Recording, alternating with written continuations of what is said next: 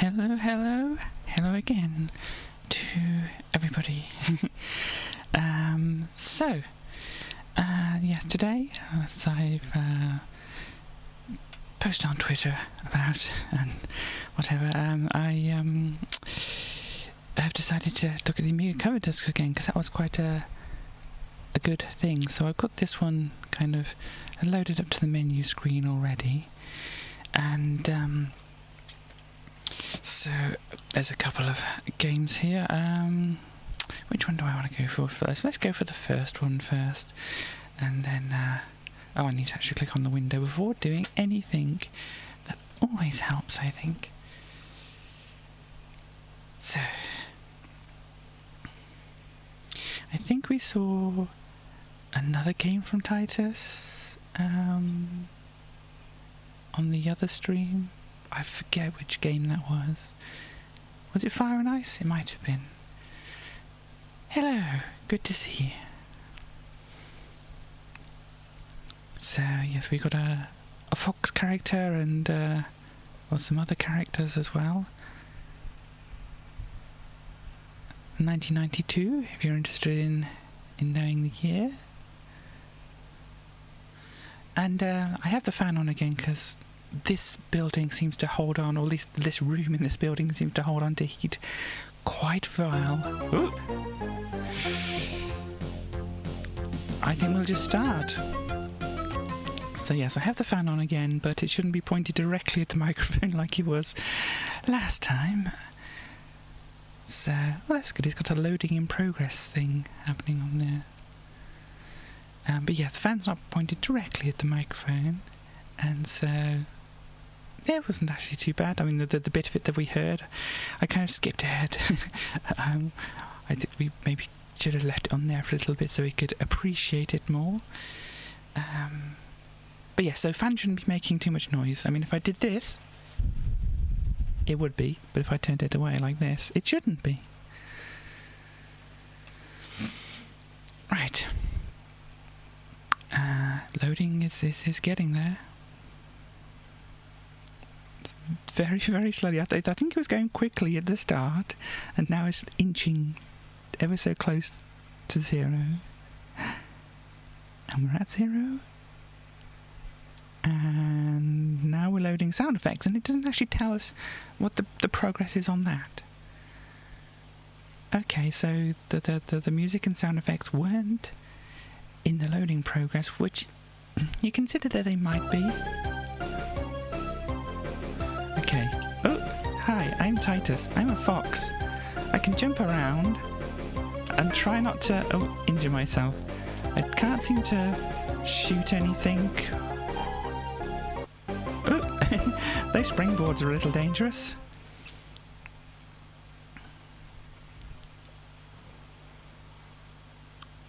Hi. I think it's still loading. Yep. Here we go. Oh, it was thinking very hard about saying game over to me. Fine. I've never been quite sure I've never seen a loading of a game over screen like that before. You know, usually they tell you, fairly soon. Oh, we'll leave it on here for a bit so you can actually listen to the music.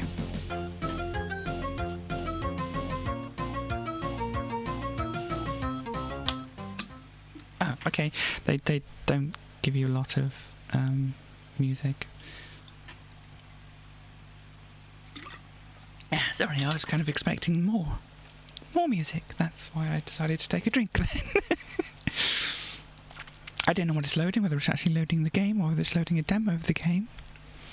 We will see when it actually loads up. See, now that this has got a progress indicator, we can see how well the turbo and things could do. The turbo loading and that on the emulator.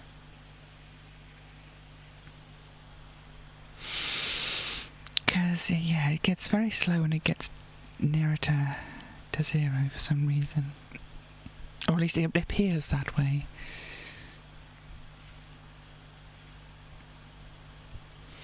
We are getting there. And then it has to do sound and then music.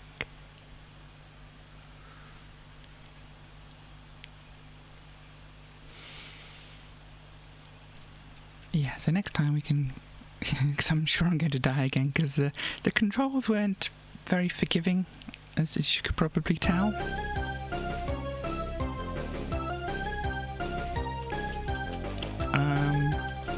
No, this is a demo that's running, so it has to load all of that just to show you a demo. This is not me playing. So yeah, we get all of that. Can I escape out of this? No. And I'm pushing buttons. I'm trying to skip this demo. It's really not wanting to. Let me just reset. Actually, if I can go to, where are we? Drives. Where are they? I've lost them. Okay, if I crank that to turbo and then just reset. Let me just check that it has changed. Yes, it has changed it to turbo. That's fine. So now things should load up a little bit quicker.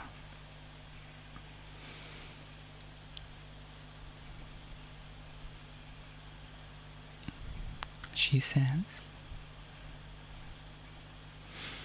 Right, Titus the Fox again. So yes, again, this is the Amiga Power. I shouldn't talk directly into the microphone. This is the Amiga Power Coverdisks. There were like a bunch of different Amiga magazines. So eventually I'll kind of look through those. But the thing with those is they didn't have just games on some of them, because they were like, general purpose Amiga things, so you get like productivity stuff as well, which could be interesting to look at. I mean, some of them also have some interesting artwork and other things. So yeah, it could be fun. Does this loading look like it's going any faster? Because I did change the setting to turbo.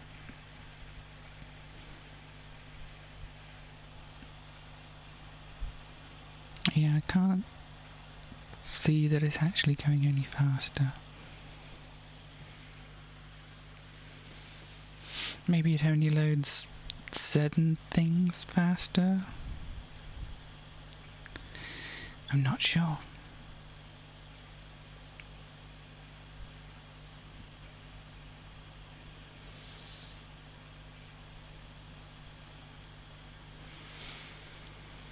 But yes, this time at least we should be able to actually play and hopefully not die over and over again.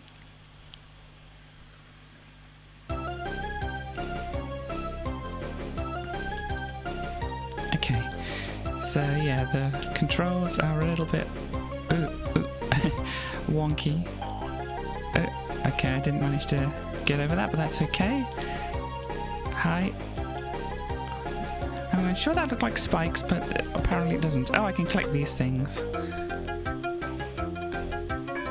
Okay, you can't jump on those. This isn't a Mario kind of thing. What's... Ow. Okay, pots hurt you. Oh, and that was a pot hiding.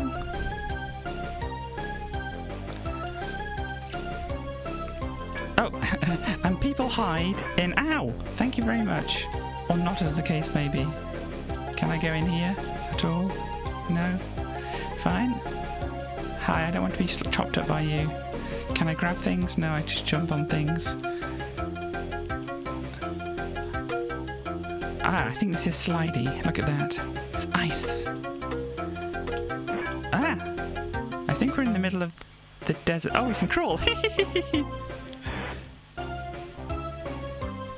Can I go in here? No, do I have to go off the screen?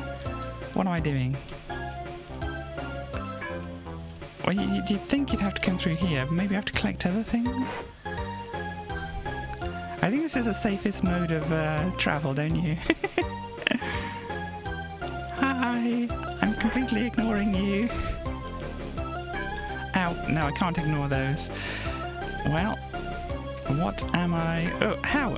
Hello! There's quite an assortment. Okay, I can't go back that way. Oh, I can... Ah! Okay, no, I can't do that. Right, and that's game over then.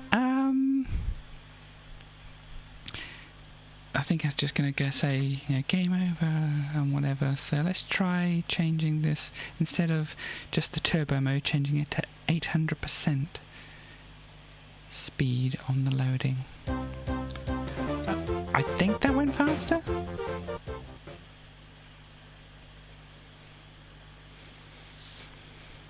Let's see how it goes for other stuff, because 800%, that's considerably faster. I'd say 8 times faster than normal. Though I think maybe it's not just loading here, maybe it's actually doing some processing as well at the same time. Because I think if it was just loading, it would be done. Because it seems to be going at the same pace as it was before. Perhaps it's the processor. Maybe it's just not going fast enough. Because it's like probably decompiling things, like because there's only so much memory available on a floppy disk, it's probably like compressed it, like a zip file or something.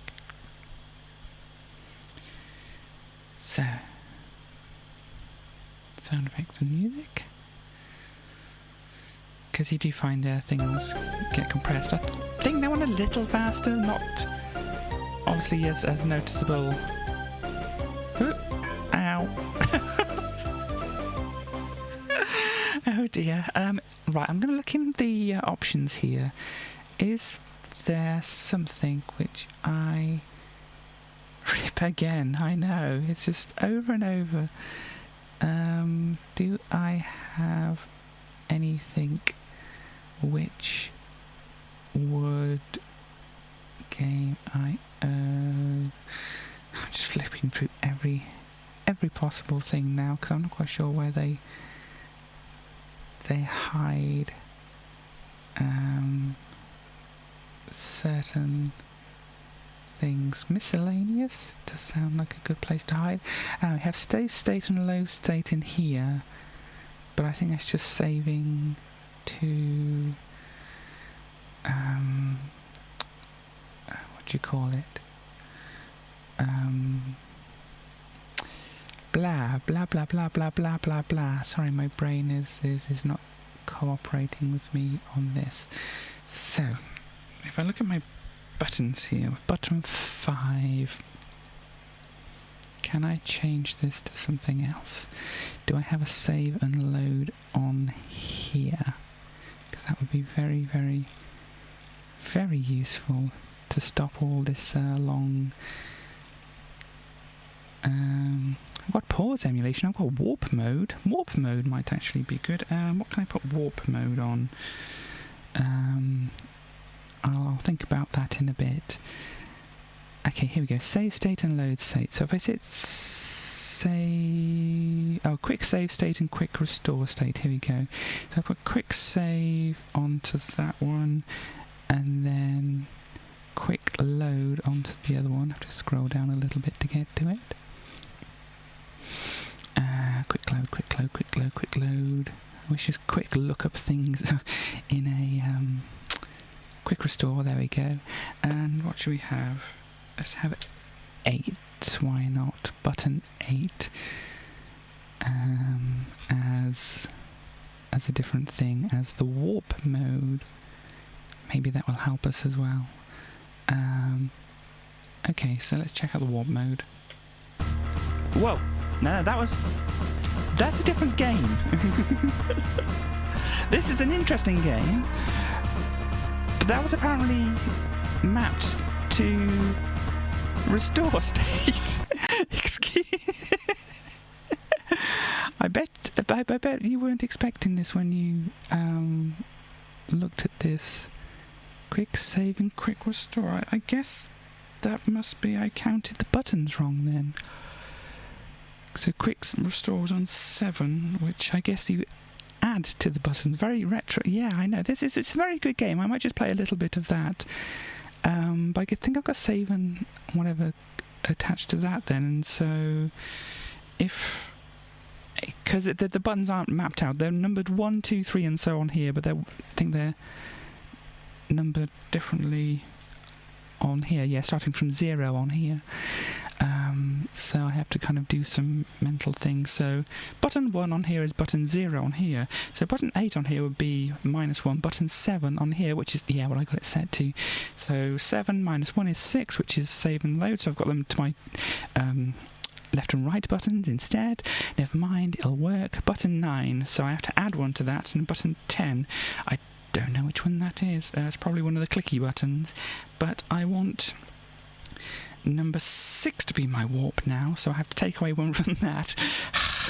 My. So yeah, let's find warp here and let's change it to that one. So my button 6 should be warp now, and then I want I think it's okay. So we've got the music going. If I push warp, okay, it cuts off the music and then makes it go faster. But yeah, it's Yolanda. Yolanda's an interesting game. The 11th labor was to fetch the golden apples of... was it? Hesperides? These grew on a tree which stood on Mount Atlas and was guarded by the Hesperides and the dragon Ladon. Hercules persuaded Atlas to obtain the apples for him, while he himself upheld the celestial globe. Hercules was a little bit busy. Or was it Atlas? I'm guessing Atlas. No? Or was Hercules holding it for Atlas? I don't know. Anyway, Atlas returned with 3 apples and tried to avoid taking back the burden of the globe. Oh, there we go. See, there we go. Atlas doesn't want to carry the world anymore. I mean, it's probably very heavy.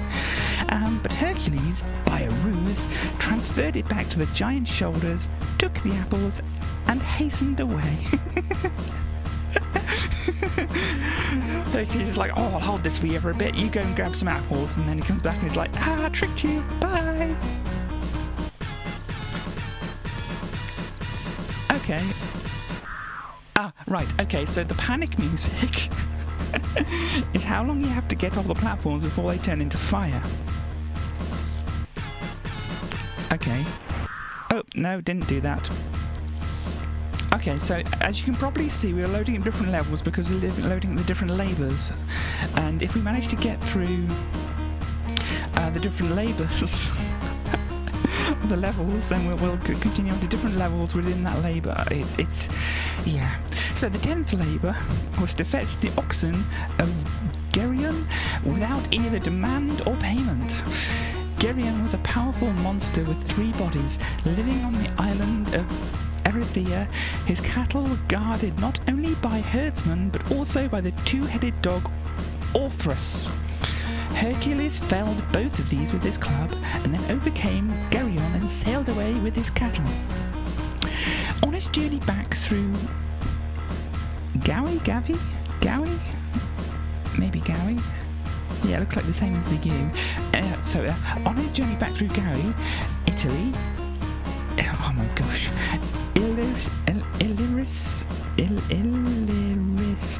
Illyricum and Thrace... I'm guessing there are other places. He resisted many attempts to steal the cattle and eventually handed them over to Eurystheus, who sacrificed them to Hera.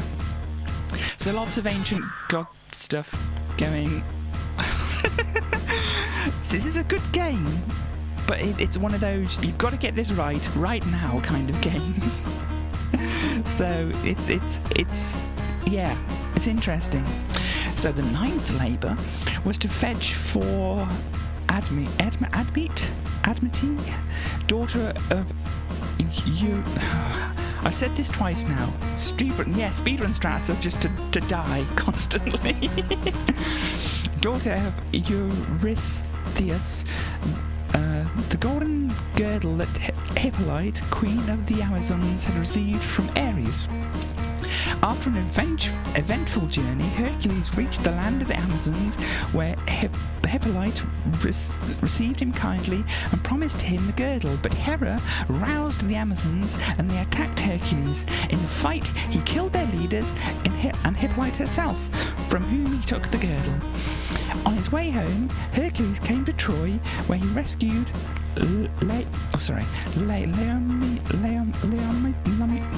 Leomedon's daughter, Hesione, from a sea monster sent by Poseidon. Gosh, that Poseidon, always sending those sea monsters. Okay, so I think, yeah, there we go. I managed to not die.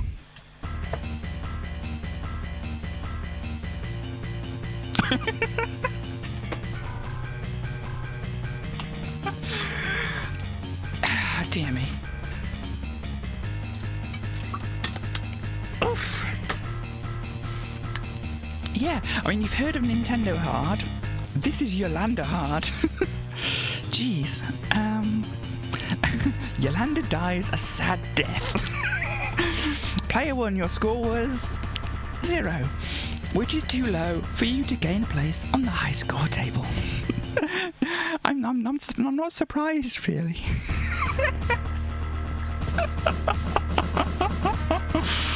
Oh dear. Programmed by Chris Sorrell, graphics by Levan Archer. It's gone by too quickly. There's probably a pause button that I could use as well, but okay, so the sixth labour was to free the marshy lake of Stymphalia in Arcadia of the Stymphalian birds, very large man-eating creatures with gigantic beaks, claws and wings who use their feathers as arrows. Sound quite dangerous. Some accounts say that Hercules shot the birds down, others claim that he frightened them away to the island of Aretus in the Black Sea, later to be encountered by the Argonauts.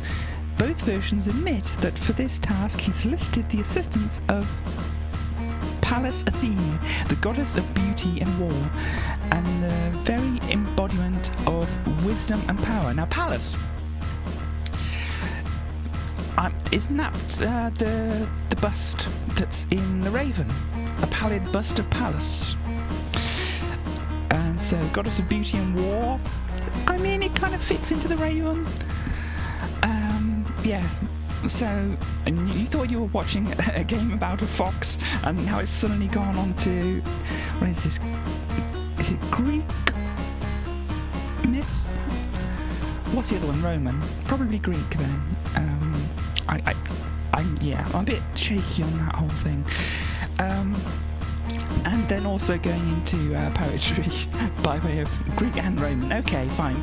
And yeah, you're wondering why it's talking about Hercules a lot, and then we've got Yolanda here. I think Yolanda is following the trials of Hercules for some reason. I don't know. I wasn't prepared for this.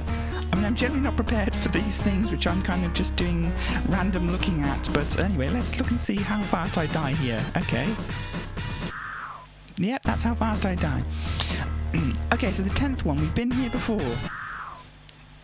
And it probably went similar to that before.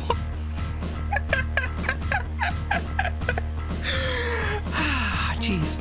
Okay, so the first labour was to bring back the skin of the Nemean lion, which was devastating the valley of Nemea. This lion was a huge creature with a hide so tough that no weapon could pierce it.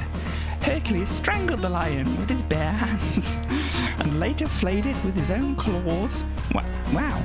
I mean, did they talk about the lion's claws or Hercules' claws? Because that's quite a thing. And donned the skin. Okay. Eurystheus was so terrified at this, I mean, I can believe that he now took refuge in a brazen urn below the earth whenever Hercules approached.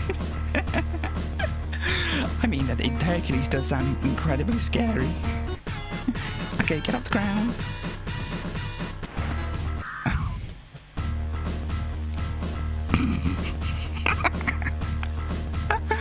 Of course. Back to the 10th labour. Yeah, we got that ready. And then we fall down here. Okay, this is going better. Okay, there's a door up there. Oh, invisible platforms. Oh, best I'd done so far.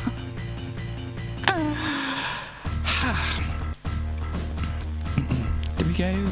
Yeah, the sixth lake. Yeah, I know, that was actually pretty good. Oh no, that's a bad idea. The fourth label was to capture alive the Erymanthian boar, which was ravaging Sophis. Hercules pursued the boar, drove it into a snowdrift, then bound it with chains and carried it back to Eurystheus. It was around this time that the Argonauts were preparing to sail for Colchis, and Hercules rushed to join them. Okay, off the ground. This might have been the wrong way, because I really kind of think I want to go that way.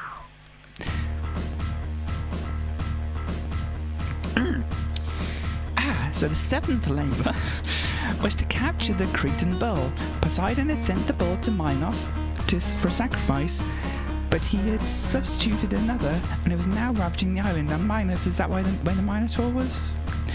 Anyway, so Hercules did not avail himself of Minos' offers, or Minos' offers of help to Minos. So Minos is a person, not a place. Okay. You don't... Okay. Hercules did not avail himself to Minos' offer of help, but captured the bull single-handed and took it back to Eurystheus, who set it free again. It roamed through Greece to Marathon, where Theseus captured it and took it to Athens for a sacrifice to Athene. So we're touching on a lot of the...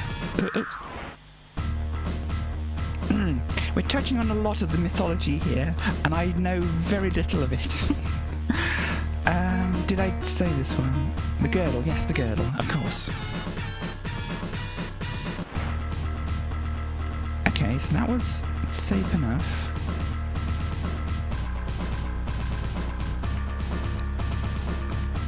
Okay, door. Yes! Oh, now what? Oh no. Just missed it. Woo! I have achieved a high score. Somehow just going through that one door got me 10,770 points. Can I? Yes, I can. And it's got the little scroll thingy at the bottom. If I wanted to, but I can type it in as well. Yeah, look, I'm top of the high score table. Yay. Right. So, yeah, you can see how interesting this game is. Can I not do anything now? Do I need to... We stopped? We're broken? Okay, so the game didn't like... But I have to save the restore state, I mean. But that's not the game that we were playing. Has that saved the cover disc? If I restart... Oh no, I restarted the wrong thing. Has that saved my inputs and outputs? Yes, that has. That's good. Okay.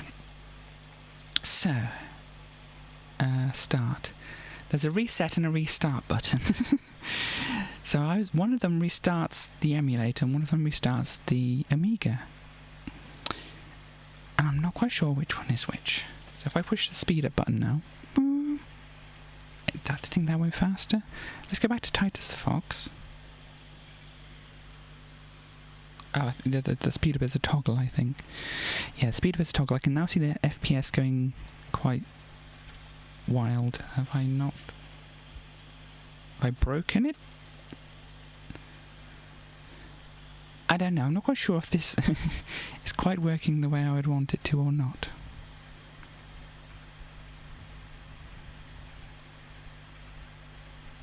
Yeah, I'm not quite sure if the speed up actually speeds up the loading or not. And whether now trying to speed up the loading, well, it wasn't... maybe this... I'm learning a lot of things here. So maybe the speed up, the warp button, speeds up the processors and the Amiga emulation, but not the disk drive. I think I've broken it. I think it wasn't expecting me to do any of what I was doing, and it's just broken. So let's reset.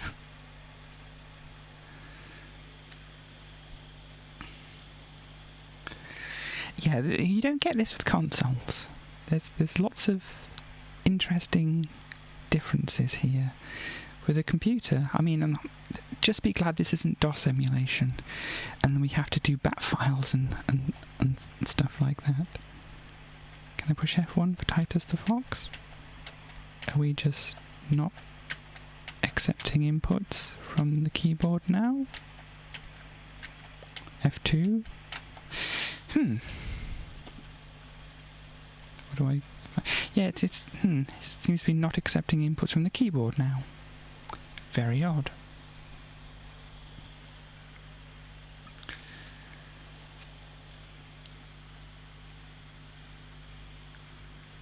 Yeah, but Amigas are Amigas, as probably you can understand, makes sense.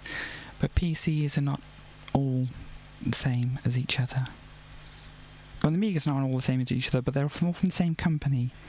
PCs, you can get bits from all different companies. Have I just broken the Amiga emulator somehow? I mean, I wouldn't put it past myself. It does seem to be loading things. I mean, it's doing the accessing sectors thing, which it has done before.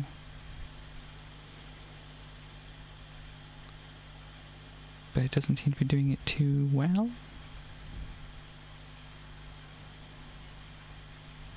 I think I've broken the Amiga emulator somehow. I mean, I could just need to be patient. Wait. Well, let's see if I've broken the Amiga emulator. Let's go back to restore state. That works. This is very strange.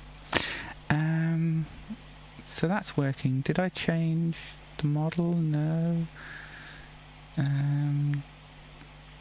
Let's go back to the floppy drives. Let's turn that back to 0 speed while it loads up. So yeah, there's lots of different things you can play around with in the menus here. Maybe it doesn't like the 800 speed loading for this first menu, and then it'll be okay for the rest of it.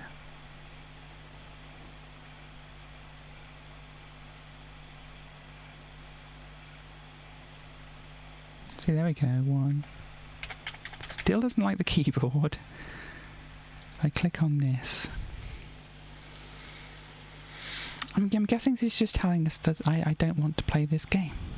I'm kind of just going by that it's saying no, this is a bad idea. Please move on. So maybe we'll try and play something else if we can't get it to do anything from here on out.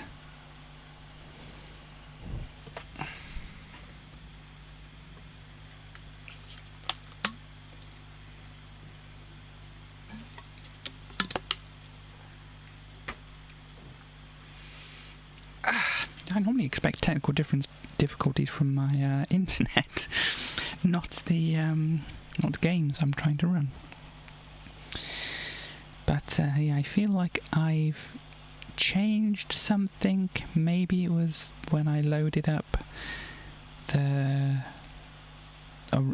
save state, and it then, because the save state had different settings for the actual Amiga model and stuff, and now it just really doesn't like whatever it is that I'm trying to do, because I'm sure it loaded faster than this before. Okay, I think that's kind of done now. Quick. So if I change these around like this, inputs and everything are okay. Do any buttons do anything they shouldn't be doing? I don't think so. Let me see. So I'm just playing around with some other things here. So, how are you? Are you having a good day? Is everything fun?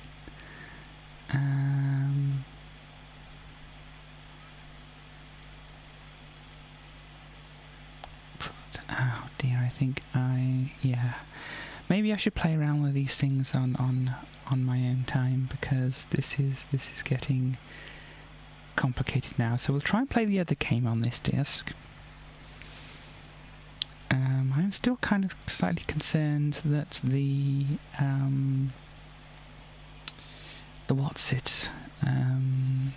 keyboard wasn't working. As I said, maybe I've got some settings all messed up. But once this loads into the menu, there we go. Keyboard is working now. Very odd, yeah. Here we go. This is Project X instead. After intro screens, please allow a short time for loading and decrunching of game files. Now, that decrunching is what I mentioned about, like unzipping, basically, because you only had like 1.4 megabytes on a disc, and obviously this has got two demo games on the disc at the moment. So, there's a bunch of information on the screen. Was it 25 or basically 26 quid for the game? Supports Fatter Angus, external drives and hard drives. Fatter Angus, that was one of the processors in the Amiga. Awesome speech and sound effects, massive graphics, stretches the Amiga to its technical limits. I mean, this is all very impressive.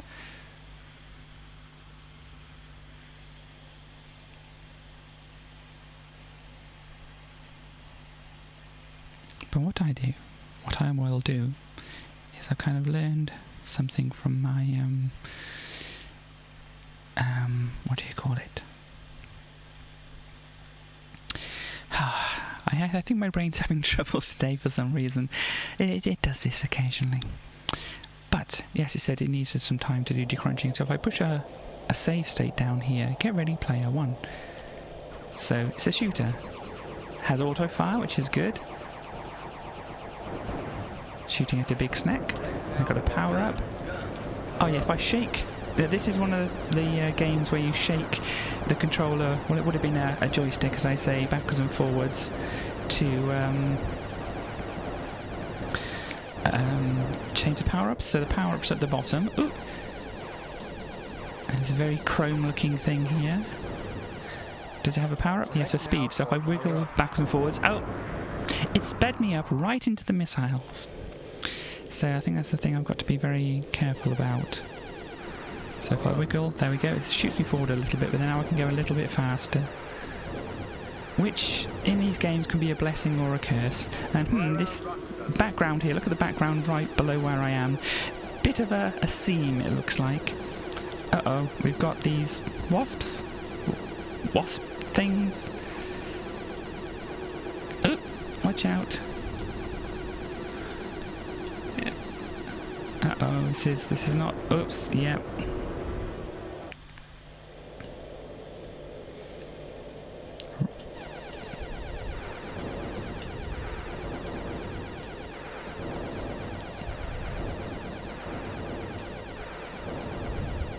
I think it's...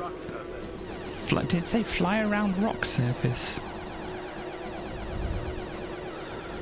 What I need is just like a bomb thing going off, like a full screen, over-the-top crashing animations. Yes, it definitely wants to make sure that you know that you've died. Hey, you didn't tell me not to fly into the trees.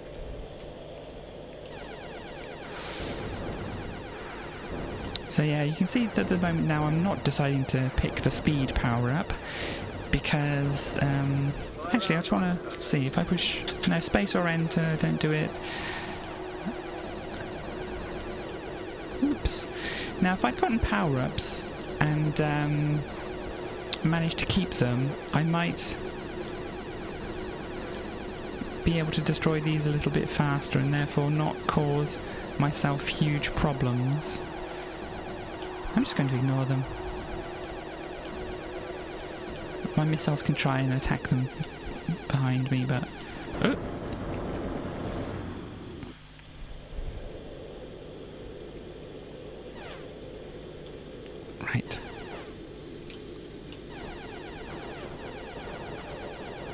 Yeah, we got the chrome spheres.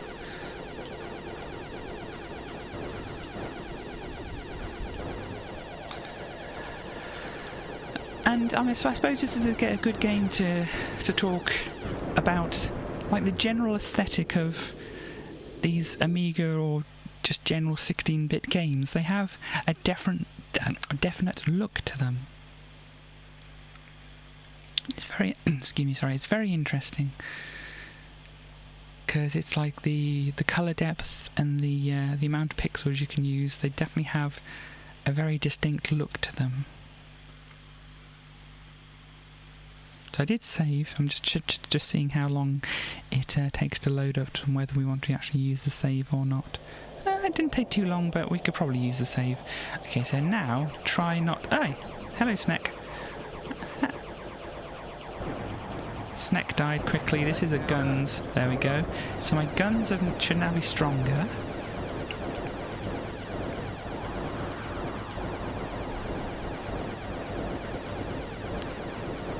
Yeah, just fly past, ignore them.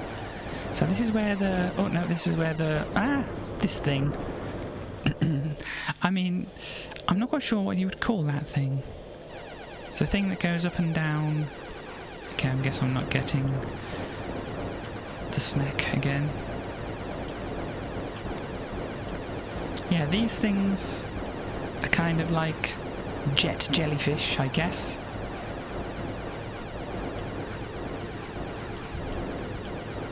This is... I mean, the only thing I can think of is chrome football. Or chrome trainer. Sneaker, you know. That kind of thing.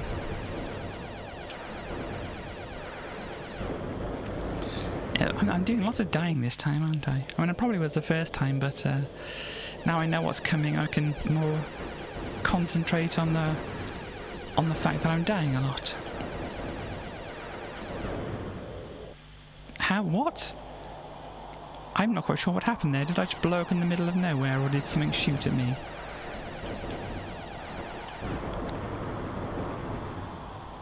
Yeah, I was just kind of trying to look at my stream preview and seeing how that's affecting things.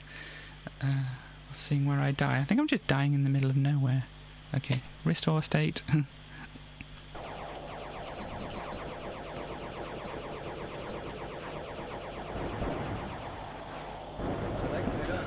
There we go. Guns, power up. I mean, I don't know how powered up the guns are. You know, what the appreciable difference may be. But yeah, chrome trainer. Storm? Why was there a storm?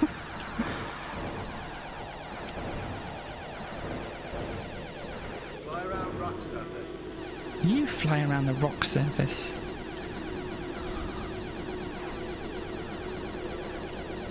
Is that a co-pilot? A navigator? Somebody in some kind of watchtower or station? Or I have no idea who's talking to me. Yeah, they seem very tough. Oh, watch out, it's the spheres again.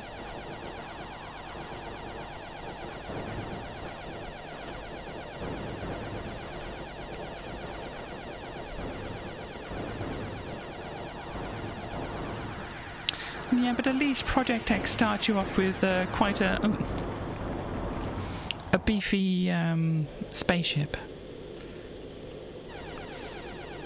Because this is like, well, at least in the demo, this is... Oh, I guess maybe I'm just supposed to, you know, avoid them. But yes, at least in the demo, it's... Did I just blow up out of nowhere again?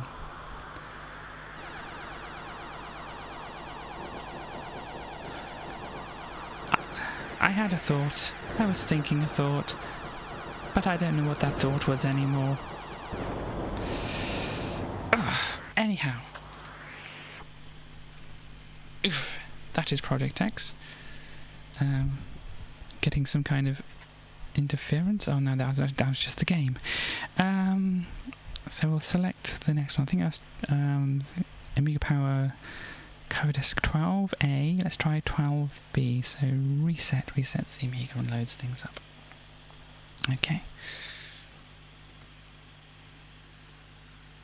What do we have for this next one?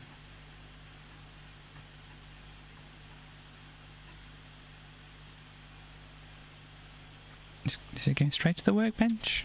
It's going straight to the workbench, apparently. What are we bringing up on the workbench? Missile Command, okay. Roam, Gomoku, and Downhill Challenge. I think Missile Command is just a basic, not basic as in the programming language, but simple basic game. I think quite a few people might know what Missile Command is.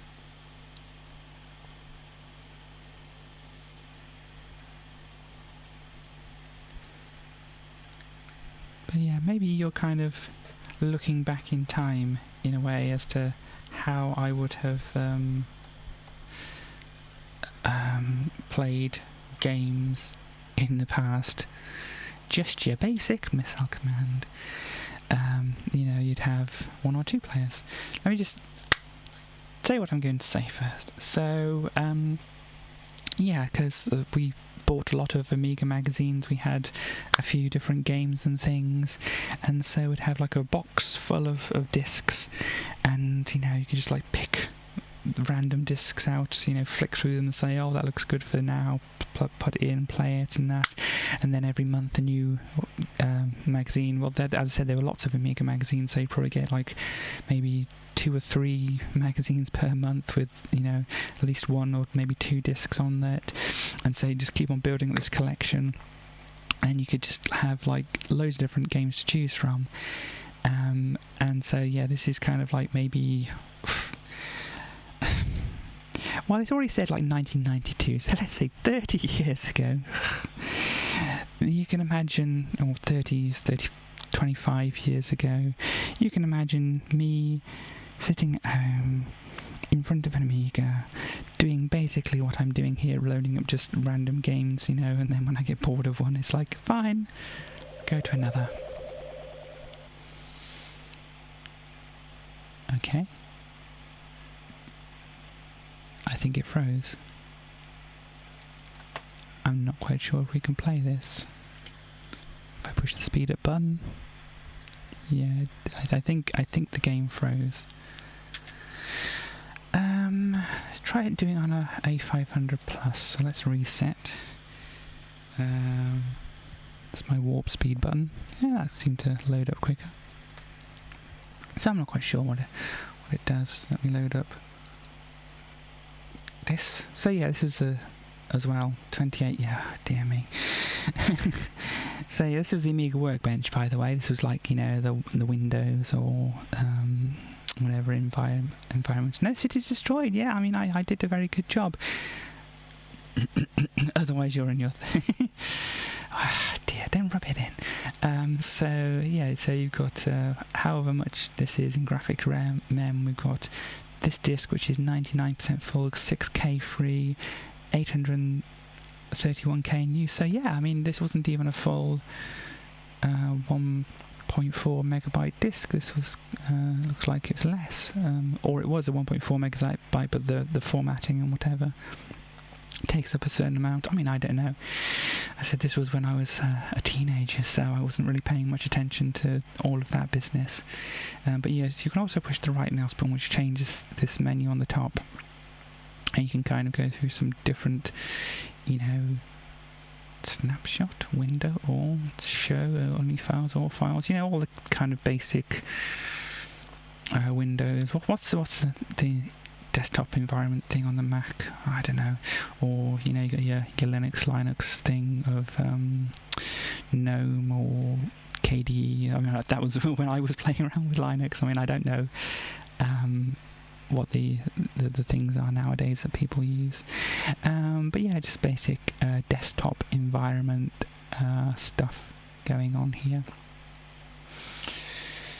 I'm really showing my age and my ignorance here, aren't I?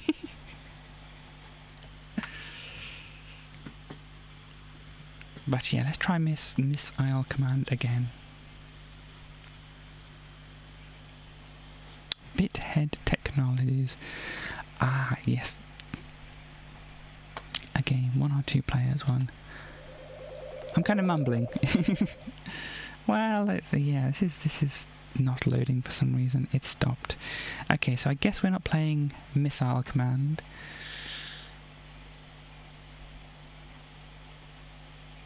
Let's see what else.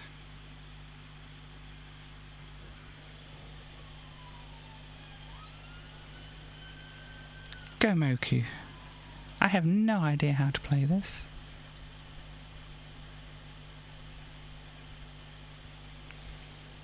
Yep, this is 1991. Each player takes a turn to place a stone. The first player to get 5 in a row wins the game. Or you can get an enhanced version if you send away to here. Well, about 30 years ago. This is nearly 30 years ago, okay? Roughly. Okay, so go. Okay, I guess new game. So I'm going to place one here.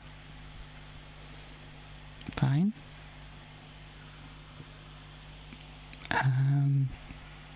What do I want to do? I think maybe placing them there is a good idea. Are they gonna? They getting in line to win? I think it's 5 in a row, isn't it, or something? Yeah, I'm kind of just dancing around them, really, and they blocked me. How rude. I'm not pretending to be good at this game at all. Yeah, everything I can possibly do is not working out well. Yeah, they're going to block me from this or that angle as well. Is there something good I can do? If I go here, they're going to block me from going down there, but that wasn't my plan. My plan was to do this. There, ooh. Yeah, I think I've lost here. So even if I do that, they're going to get a 5 in a row there and win. Okay, new game. Have I learned anything from that? Probably not. Let's put another thing. Oh, no, that's not where I wanted to put that. Let's do that there instead. Of course, they're going to do that. If I put this here, yeah, they're going to do that. I have no strategy. I have no plan. I have no idea how I'm intended to win this game. Okay, so they've got 3 there. If I can get to 3, I can make them panic. I don't know if I get a 4, maybe I can make them panic, but I've got to maybe try and deal with their 3. So I can put one up here, which doesn't really help me add 20 of my lines, but I can put one down here which may do. And yeah, they're really going for it. They really want me to waste my counters. Now they're doing that, and yeah, potentially get a line up there. I mean, they've got they've got really control over this whole situation, haven't they? So they're doing that, but if I do this, and at least I've got a 3 there, but then they've blocked that.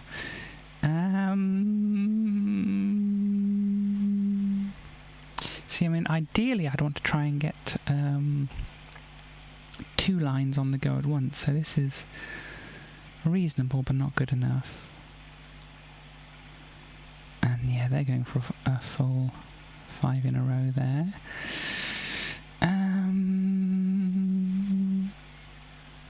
So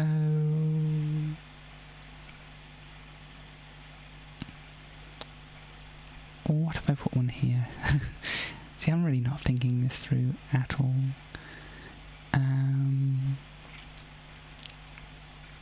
But they're not getting any closer to... Well, they may be. I mean, I might not just be seeing something. Put one here. Yeah, just going to block that middle one. Of course, because that's the one I was kind of like looking at myself to try and do anything with. and do that, they're possibly going to think of putting one down. And I don't think I can even get a 5 going up that way, so it's a waste of time anyway. And yeah, they could possibly get one going up that way. And then, at least I'm adding to some... Oh no, now they've got a 4 there, now they're going to win. Yeah. Not good at this game.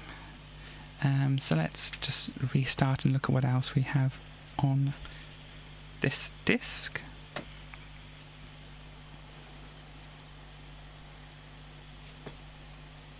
Downhill challenge. Some kind of skiing game, as you can probably imagine.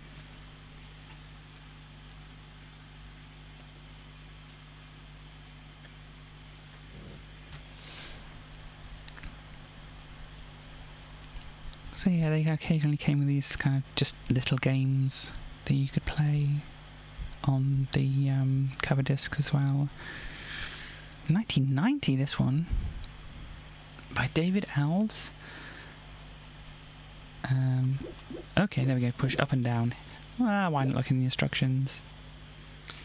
Instructions: Skylar Mountain, dangerous, steep, downright scary. You were made for this mountain. Ski like the wind, picking up bonus flags as you go. Jump over rocks, branches and bushes for extra points. Avoid hitting obstacles. You can only fall 5 times before you are disqualified. The longer you stay up, the faster you ski, and the more points you get as you travel. Bonus flags score 5,000 points each after you reach the bottom of the mountain. Good luck. So I'm guessing my lives are at the bottom where it says tumbles. Yeah, hit the slopes. Go. Okay. Oh, this is a... Ooh. I love the budget sound effects. They're great.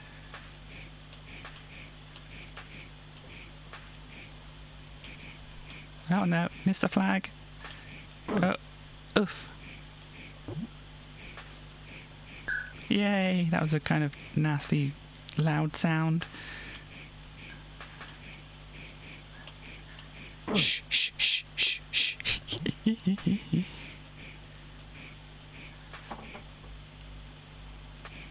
Oh, hang on.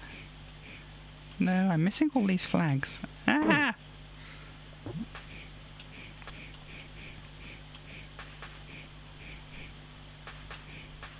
Ah, that's what that ch-ch thing is. There. Ah! Game over. Tumbled too much. Go. Go. Oh, I can jump. Look at that.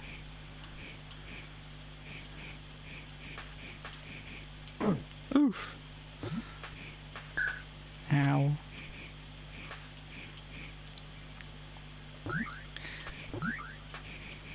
Ah.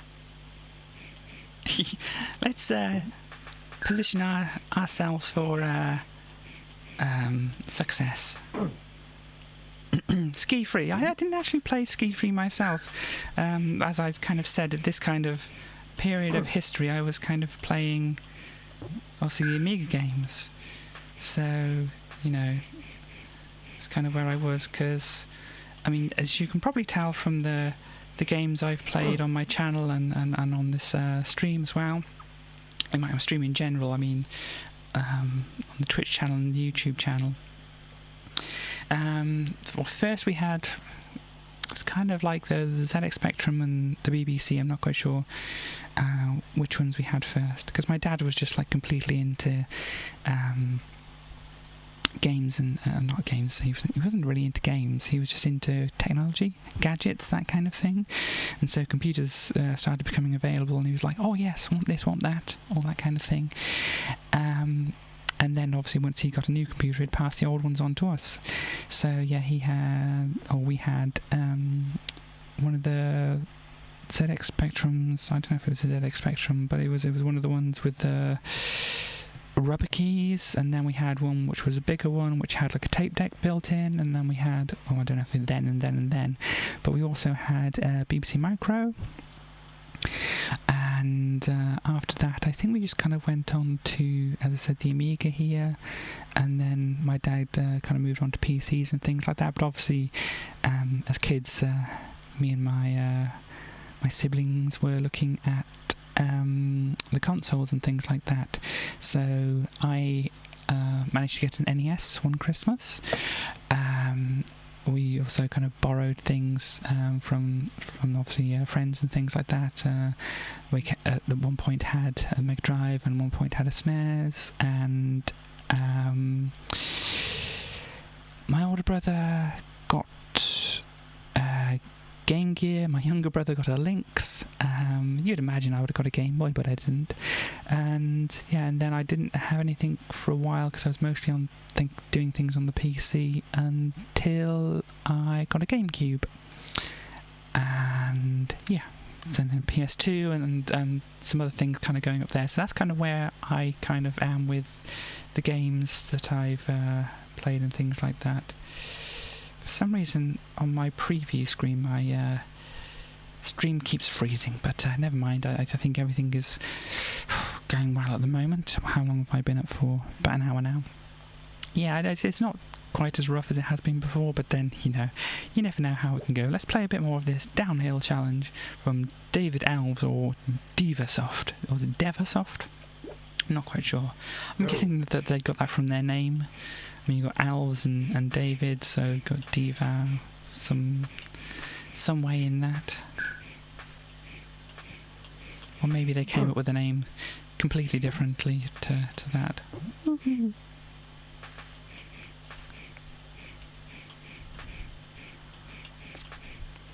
I also noticed at the side of the screen, what is the bottom right of the screen, it shows you how far down the mountain you are. Of course, I'm mainly paying attention to the skier in the middle of the screen, rather than paying attention to the side of the screen, which is very difficult to look at. But starting in the middle of the tree there. Oof. Clipped a branch, and my character said, that's it. Screw that. I'm going home. I'm taking my skis, or in fact, I'm just going to leave my skis here. I'm going to throw them down, and we're going to just forget about the whole thing.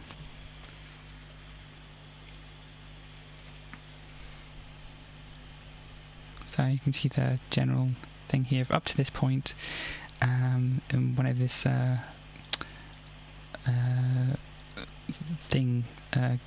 workbench thing was it had gone from 1985 to 1991. Oh dear. Brain and words not doing them today. Let's see what Rome is. I'm guessing some kind of strategy game.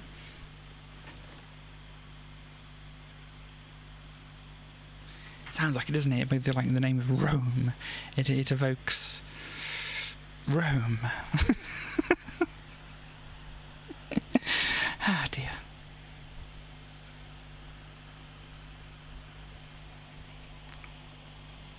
We don't actually seem to be getting anywhere. I mean, the little hard drive meter is actually doing something here. Well, hard disk. Ooh, the hidden. We've seen something by these people before. Analog digital chaos. That's a good tagline, isn't it? Graphics: Craig Howard and Simon Leggett. Code: William Bell. William Bell.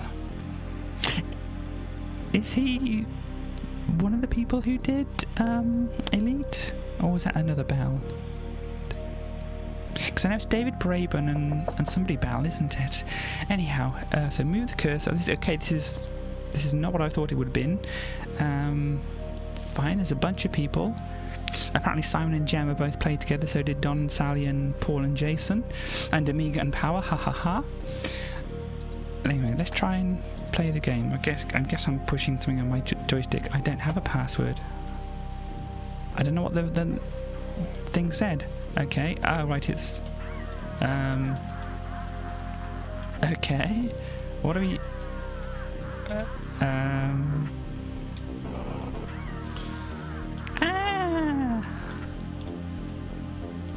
Okay, I've suddenly Oh, my controls have been reversed.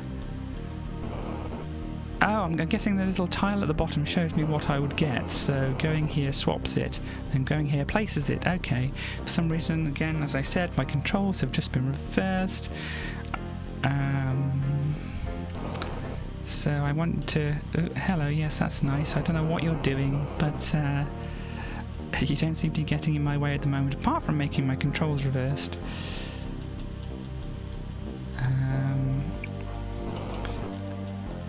I do seem to be running out of time, but it's very slowly doing so. And then, oops, swap this one with this one, and do I have a go button? Ah, there we go, let's go. And get to the exit, there we go. Level 2, get ready. I am ready. My controls are reversed again. I'm guessing this maybe then isn't what's supposed to be happening in the game. That's very odd.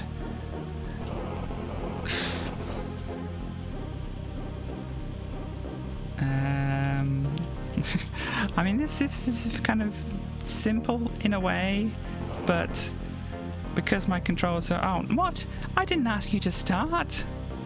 I looked, and there before me was a pale horse. Its rider was named Death, and Hades was following close behind him. I mean, I don't really feel like I've done well at all. Oh, I've got to push up and down to... Oh, yeah, we'll say that's my name. Abadza. We're back to the Dog of Wisdom again. Yeah, don't want a password. Get ready, totally ready. Oh no, no. I mean, I am the correct way around. Oh no, I want that there, that, there, that, there. Can I go up? No, oh no. I don't want to go near you, scary face. And then the bottom one down here, and we push that, and it goes woo, woo, woo, woo, woo. We go over here. Okay, fine. I'm ready. Fully prepared for level 2. And then we go there, put that there, put that there. And just kind of set things up here. Arrange these.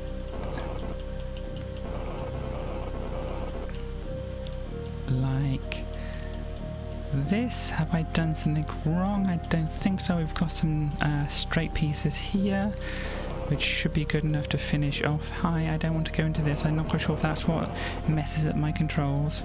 And then we push it. Return, and we start going. Cool, level 3. Okay.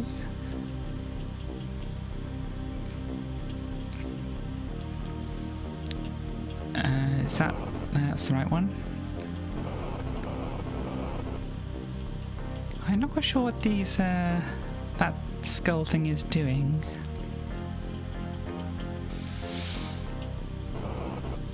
I mean, okay, so there's these that go down then, and I think I actually want to kind of swap. Actually, I wanted to do that over there and that over there so that I can actually put something going that way. And then do I have an across? I don't think I do have any bits going across, so I'm going to have to kind of build a wiggly path. Yeah, and that goes across there. That's already going across there. Stay away from me. Yeah, I'm not quite sure, because I kind of crossed over into that area. Do I have a bit going up as well? I don't think I... Oh no, I do here. Oh no, that was reverse.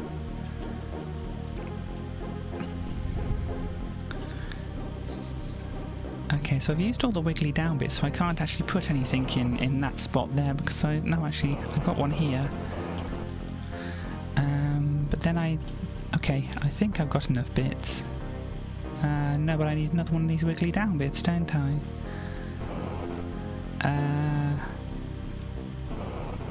Okay, so I think I want to take... Oh, I've got to take a couple out of here now because of...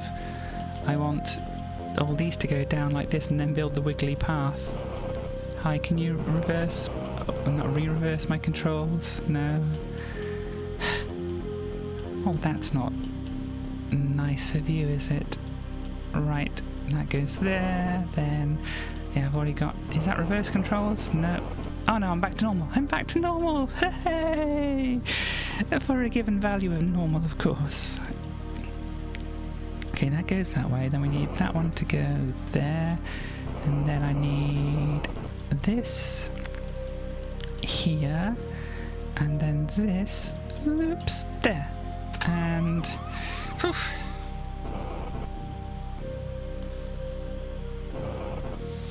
I think as puzzle games go, it's not the most brain-taxing one. So this has got a lot of ones going across, so I've got to make my way down. Let's just try building a path like this. I don't think there's going to be quite enough, are there? I don't want to go into your little field of question marks. They don't seem to help me.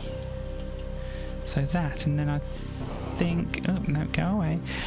I do have one going that way, but then I don't have another one going the other way, so I'm going to have to go down some other way. So like something like this, but I need to go across into it, so I need one from over there. And yeah, wiggle my way back over here. Make my way here and oh, go away. And then get that one to go that way.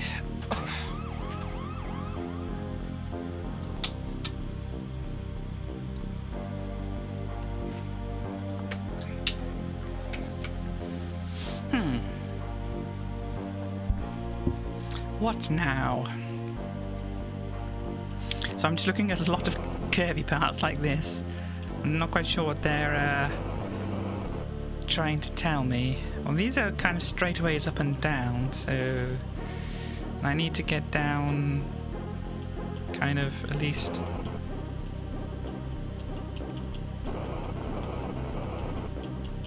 to like there, and then I can use that. Sorry, I might be a bit quieter because I'm a bit further away from my microphone because I want to be in front of the fan.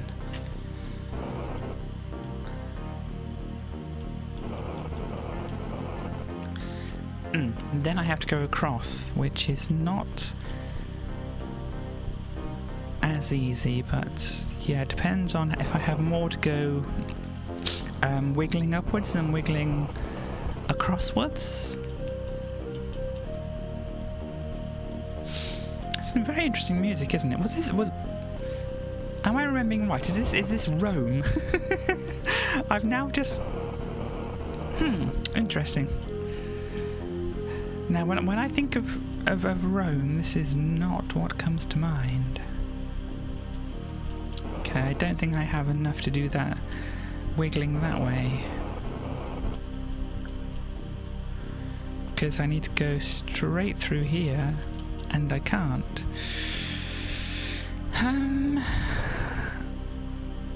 What does this do? Oh, it starts the ball rolling. Okay, so don't go into the white one. It's bad. Can I change things whilst... Oh, I can, I think. Yep, pale horse, called death. No, rider called death. Interesting cloud formation. Okay, so it's not an overly complicated game.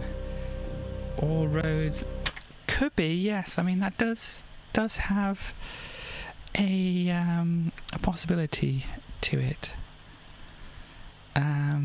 Only you kind of have to construct the roads yourselves, and then they are very complicated. Okay, so I'm looking at my thing here. I've got a 45A and a 45C. I'm missing a 45B.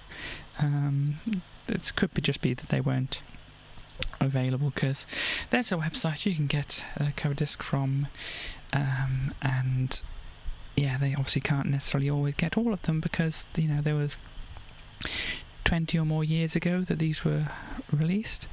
A Cannon Fodder 2 and Power Drive. So yeah, okay, so you have to write things to a disc. This is a different thing. You have to... Yeah, so I could set this up, but it's a bit, faffing about to do that. So what's that for 45C?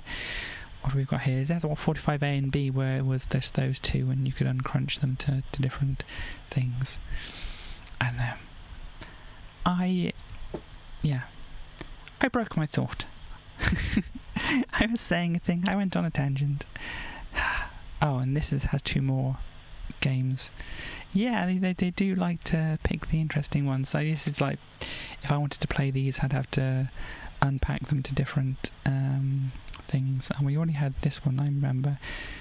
Let's see this one instead. So yeah, occasionally we come across the ones like that which I could set up to do, but it's kind of more of a faff, and that's more, I've already done a bit of technical difficulties things. Okay, so Yo Joe! Premier Picks, which sounds like a football simulation thing, you know, football management game. Not really too hot on those myself. So this was 1993, July. So Yo Joe sounds kind of interesting. Tangle, not sure. Space War. I mean, isn't that, you know, what the first game was? Let's have a look at that. Or was it Space War or Tennis for Two, or which one was it? Was the actual, you know, first game, or is it just, you know, it could have been either of them or neither of them, or whatever.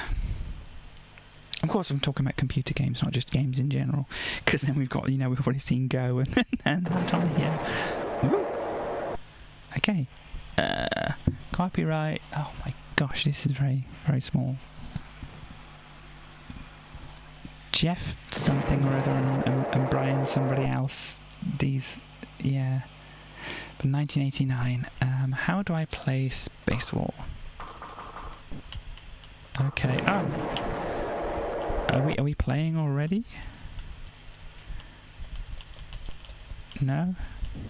Okay, there we go. So I'm this ship. I'm guessing it's... Oh my gosh, there's a planet, and it's orbiting me around the planet, and I'm crashing into the planet.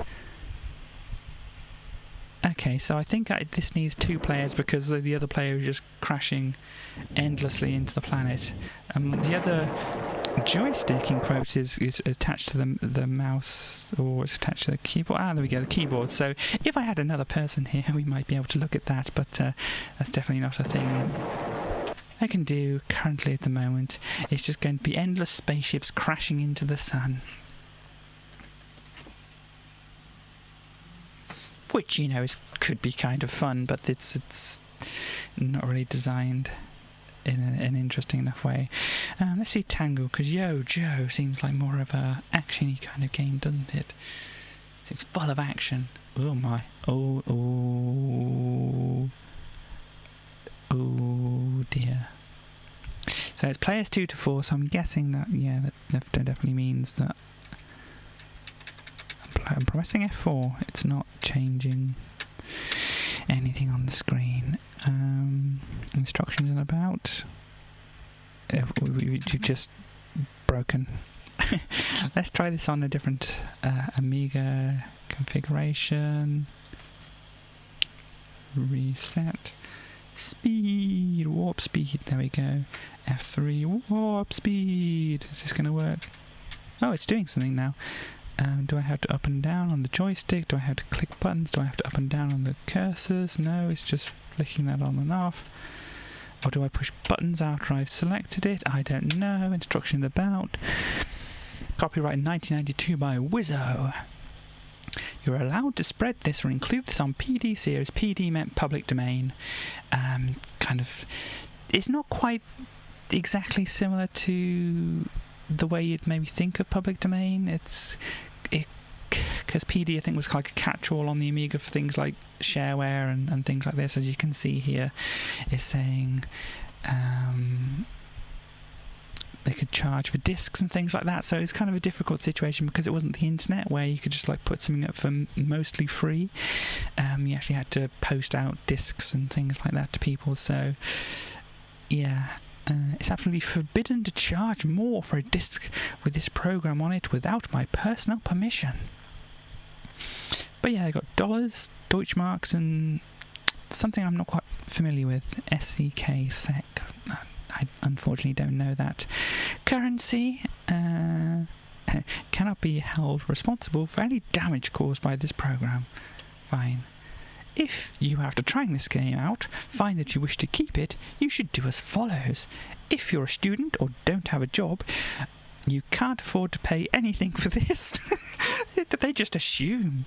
I mean, you might be a student that's loaded, or you might have a big amount of money fall into your lap, but you say if you're a student or you don't have a job, you can't afford to pay anything for this.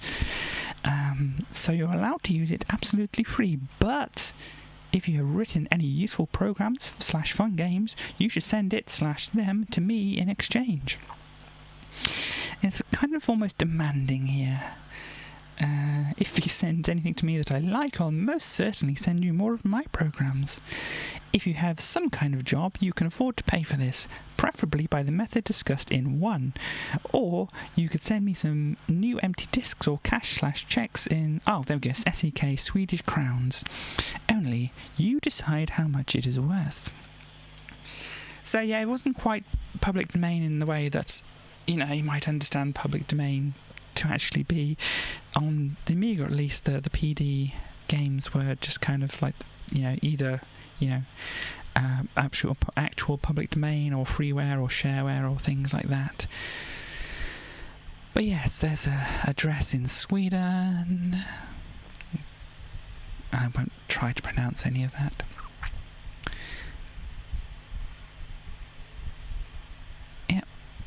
Notice those who don't like to read long instructions. You don't need to read this. Oh, that's great. That's fine. That's absolutely brilliant. Oh, I guess I'm starting the game.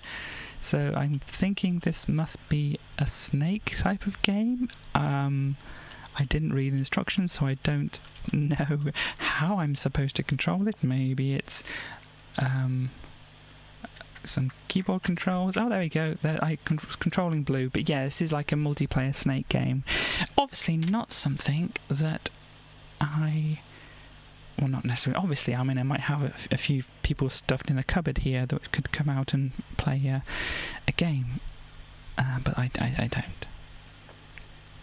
Do I? And there's nobody stuffed in the cupboard here, is there? No, we're all okay, we're fine. See, nobody in the cupboard.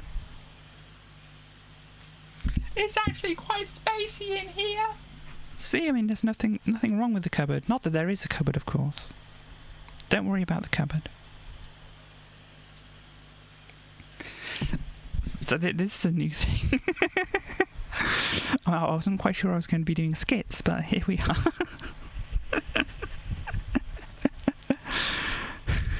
Get on with it. Okay, fine.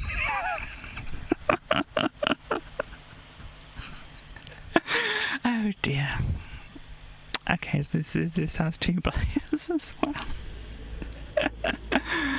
But I think it's also a 1-player game. Okay, so Joe is quite violent. And there's a dragon thing here entering into... Oh, this... Excuse me, I kind of need to reset after that.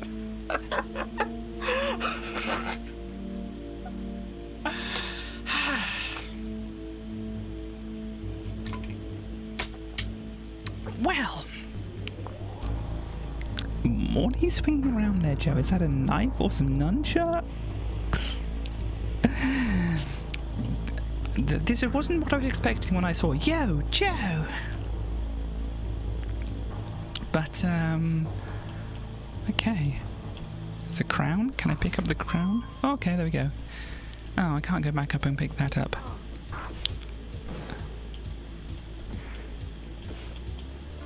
Ah! Okay, that was a spike pit. You just kind of sink into them and wave goodbye.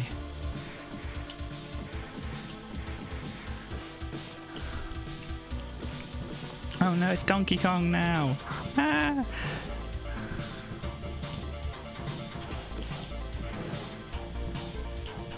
Okay, E. What does E do? Ooh, that's cool. Ha! Take that, rat.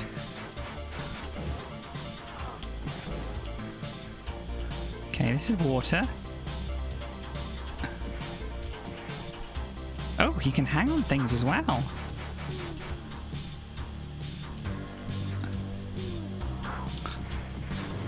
Take that person who was there.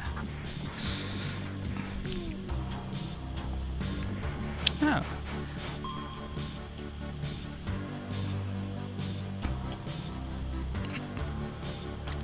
So there's a way down here. I'm not quite sure if I want to go there. Oh, hello, I didn't see you there. Was that an extra life or something? Don't know.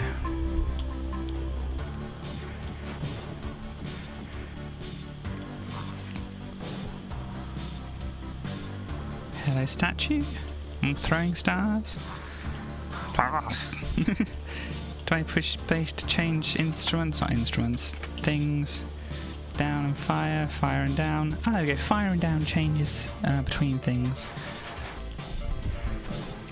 So yeah, as I said, you just had like a joystick on the Amiga, which had one button. So you either use the keyboard to you know, do other functions, or you had some combination of well, some other kind of things to do. Okay, fine. Let's just go through the bat, like wiggling the stick, as I said, or okay, fine. Yes, I'm wiggling the stick or pushing down on fire or some. Hey, the painting stabbed me. Right. Oh, there we go. Got the nunchucks back. I'm not going near that painting. Okay, is that a Molotov? Oh, this is a toilet. Bathroom. I want to pick up the plunger. Oh, look, I'm having a shower. Okay, so if I select the nunchucks, I can't actually use them. What's this do? Oh, it's a Molotov. Do I get hurt? I don't get hurt by the fire as far as I can tell. And what's that thing spinning in the middle at the bottom there? Scipio? I have no idea. Oh, I can't pick up the skulls.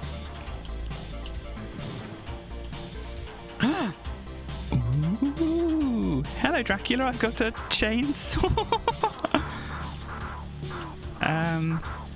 Which, hang on, do I need to pick up the gas as well? Oh dear.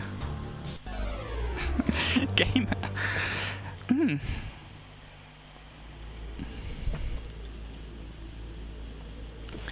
I have a little more of an idea what's going on now. Oh, those are throw stars. Okay, I can see now. This looks like a dungeon.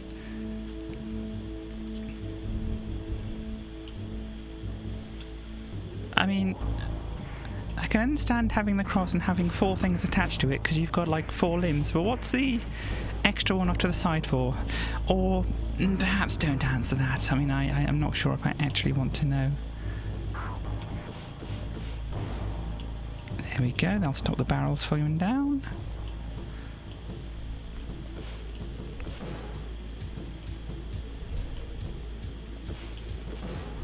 Okay, the barrels just explode. E, what does E do? Oh, that's my nunchucks again, yes.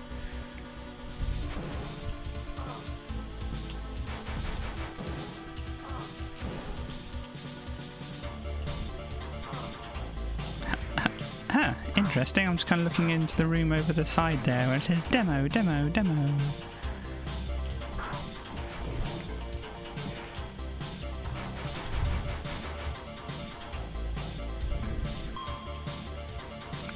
What? I'm pretty sure I didn't do that.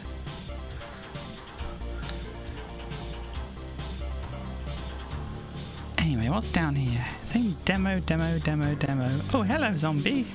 Nice to see you. Well, let's switch back to my nunchucks.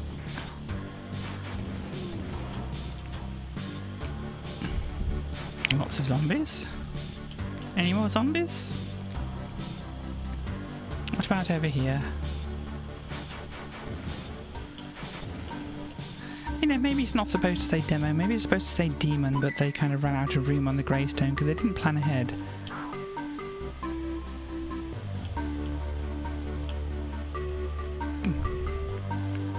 this melody kind of reminds me of something, but I can't think of what it is. I don't think there was anything that they might have been aware of.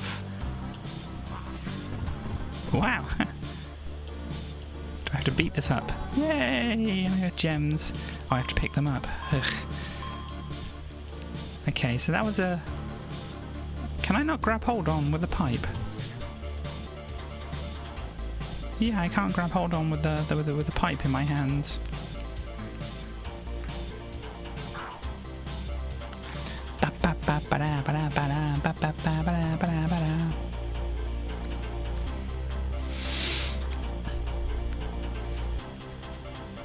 Yeah, because I was saying before about on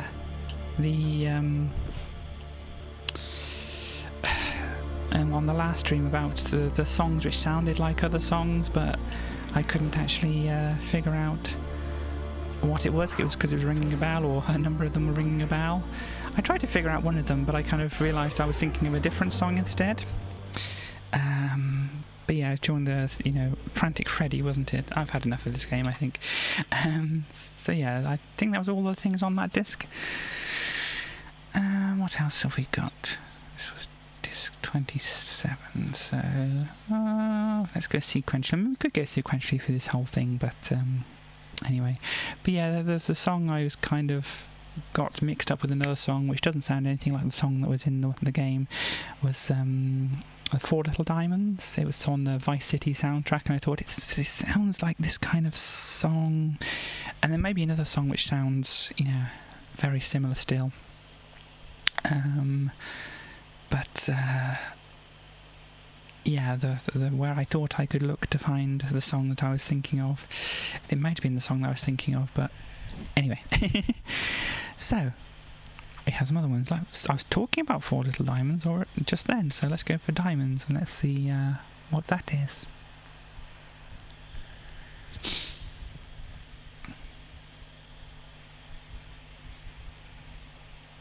Yeah, I'm kind of letting these things load up normally to start off with, so that we don't miss anything out, any title screens, any important information and that, and then I can speed things up if we've kind of already seen things, or if it's really taking too long, or something like that. Diamond Thief. Oh, I see in the background there's a broken window. The perspective seems a little off, I'd say, but never mind. Yeah, the window's broken. The thief has their collar pulled up and their hat pulled down, and you can't see anything but their white eyes, or possibly their nostrils. Maybe their nostrils are on fire, and that's what you can see.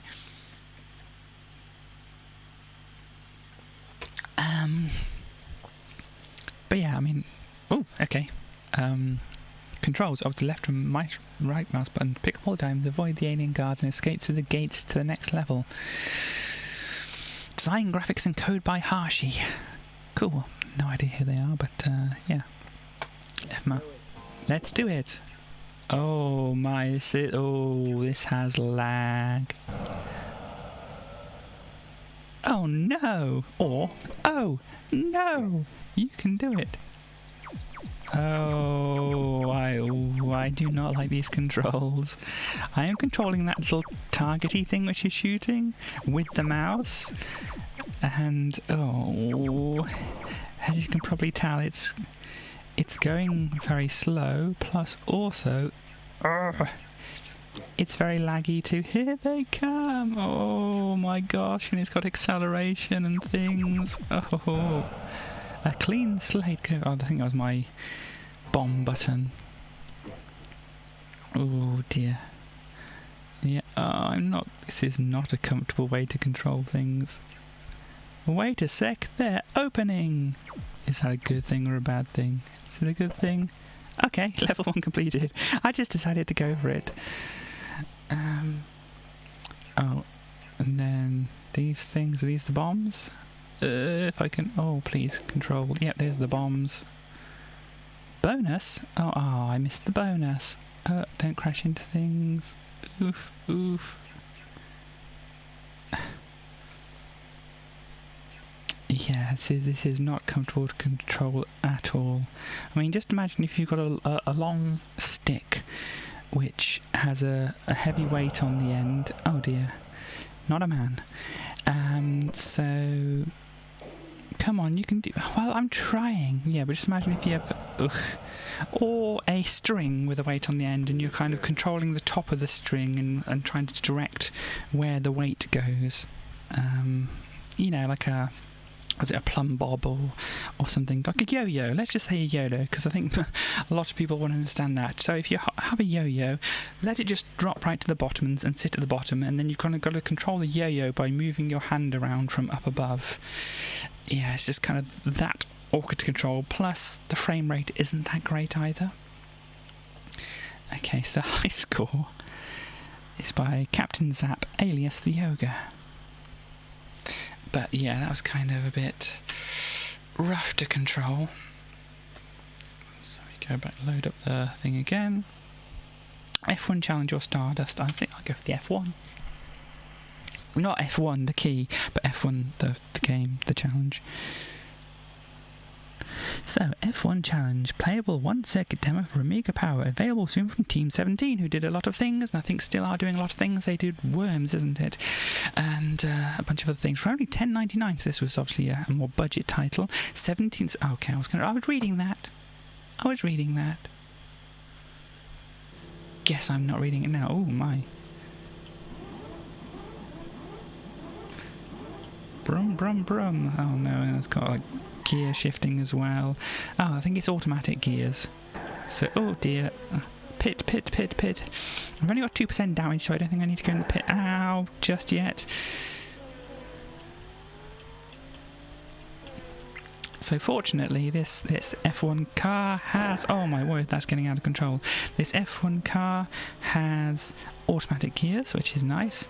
It has a 6th gear, which, you know, you kind of expect, really, from an F1 car. Because they go quite fast. I mean, what's it saying? Oh, it's saying kilometers per hour. I can't... I don't know how to do this. Interesting signs there. Yo, Bernie, Danny or Danny, Hollow Dream, Keypoint, MMU, Optimum. Yeah, interesting. Oh, and these signs I'm crashing into now, which is Team 17, because I wasn't actually paying attention to the track at all. And there's some kind of dome over there.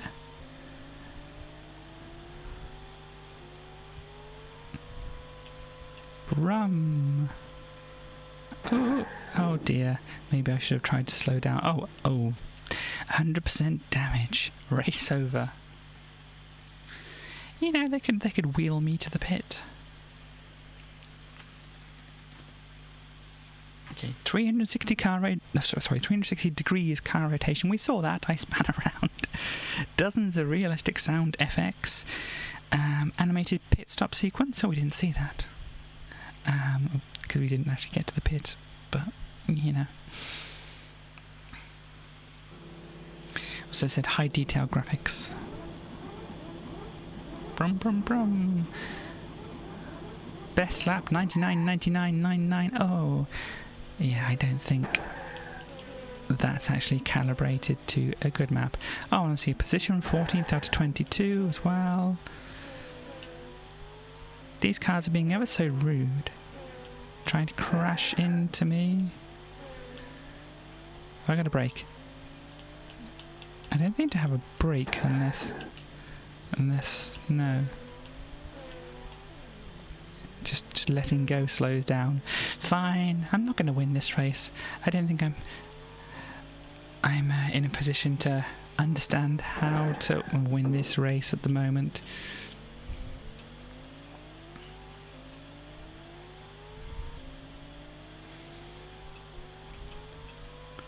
My, this is so fast. Ah!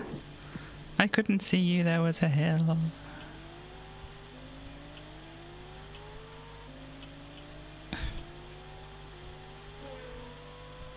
Hi, don't, no. Yo, Bernie. Wonder who Bernie is. Wonder who Danny is.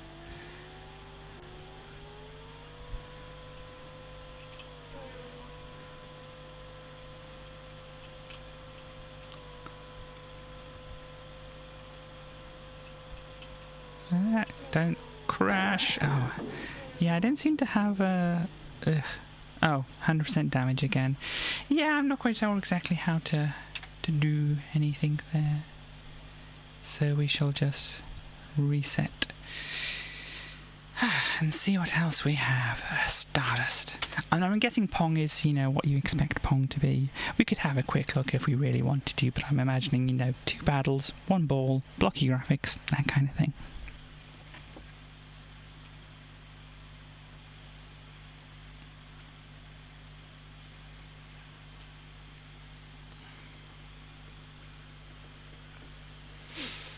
I just want to make sure of a thing. Yeah, that's fine. What now? Pong! You want to look at Pong? Decrunching. What you're about to see is one of the tunnel levels from Stardust. The complete game has 4 different tunnel sequences, 2 parallel scrolling special missions, and the main game, which covers over 30 levels of non-stop destruction. We're going to be destroying things, apparently. It's interesting. I kind of run out of the drink I had, and I feel my voice kind of going occasionally, so I'm going to stop for a little bit after this to get myself another drink. But it shouldn't be too long. But let me just have a look at this first. Bloodhouse Limited. Oh, that's a good name. Ooh, oh, this is fancy.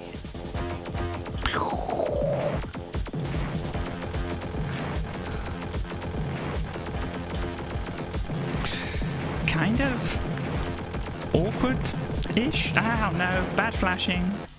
Yeah, its music is pretty good, but yeah, bad flashing. Jeez.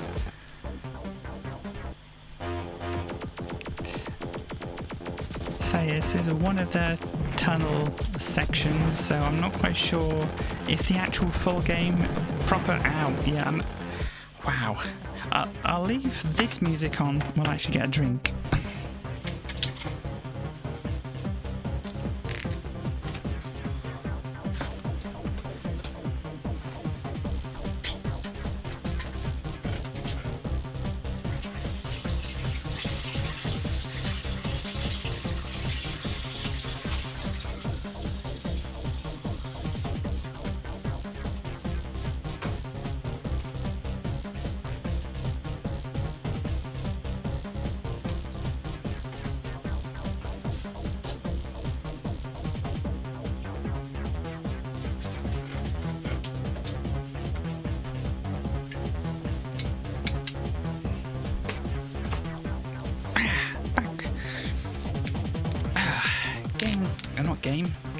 What do you call it? Drink. That's the one. Drink. Got.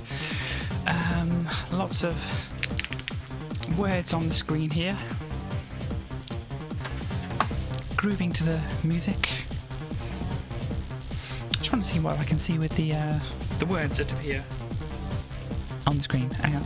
Ray tracing. I don't know if would it be actual ray tracing, or is that another part of the game?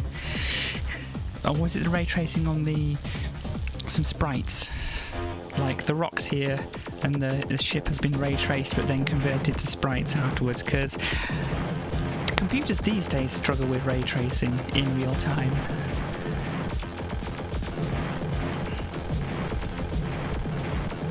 I mean, they're getting there, but you do have to buy quite a beefy graphics card to be able to do such a thing. I was just going to say, can I just stay in one place and shoot? But oops, I don't think I can. Something's falling down over there. Don't worry, it's only a plastic thing. But yes, I'm not very good at this, and I'm not quite fond of the flashing that goes on when I crash, and I think I'm going to be crashing a lot if I play that. So, let's have a look at Pong. Pong! Wow, that's... I mean, the font is, especially the code by Claudio Baraglio, is quite a nice font. Somebody from Italy in 1992 decided to write Pong. Pushing the buttons doesn't seem to help me here. Space. Oh, here we go. Oh! That was a loud noise. Oh, it's a mouse controlled. I think I would need to have 2 mice to play this. Because, yeah, I'm pushing buttons on the, what do you call it, joystick, with my joypad, but, you know, joystick. And it's making the yellow thing wobble around a bit because the mouse and joystick plugged into the same kind of ports, and if you wanted to play a 2-player game with joysticks, you just plug 2 joysticks in, but then you couldn't use the mouse, obviously, because then you'd replaced one of your joysticks with a mouse.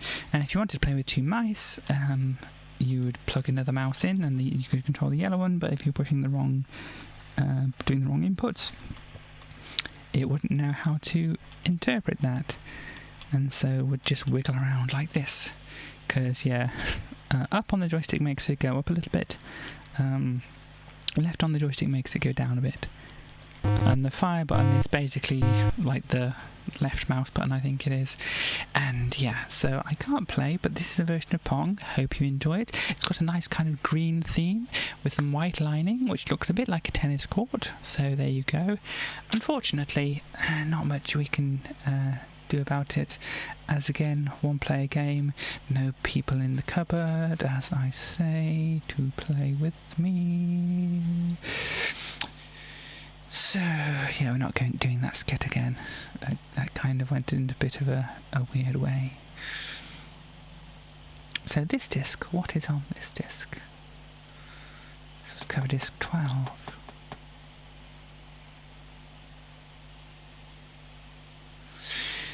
See, without going through these in order, I'm not quite sure exactly what I've seen and what I haven't, but I felt, you know, going through things.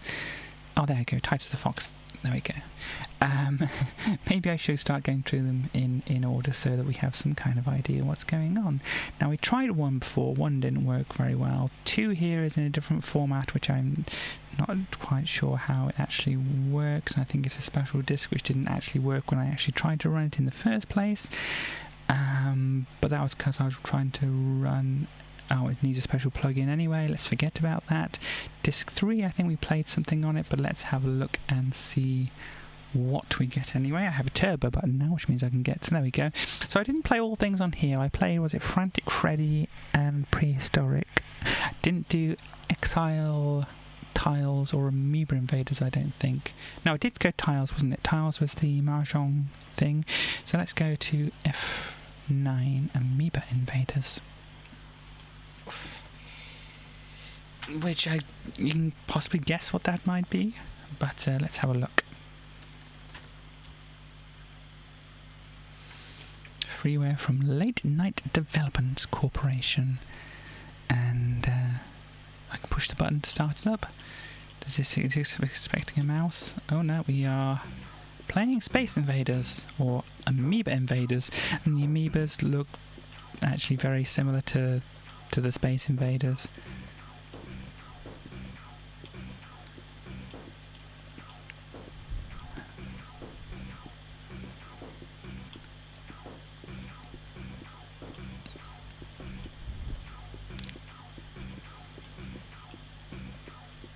Well, dear, I thought I could move across more. Can't. Basically identical, yes.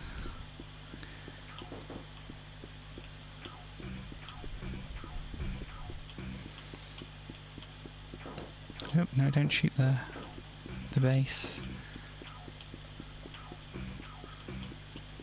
Let's see how good I am at a basic Space Invader kind of game.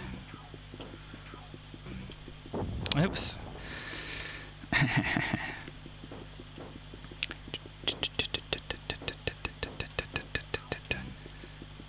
don't know if you can hear that or not, it's quite quiet.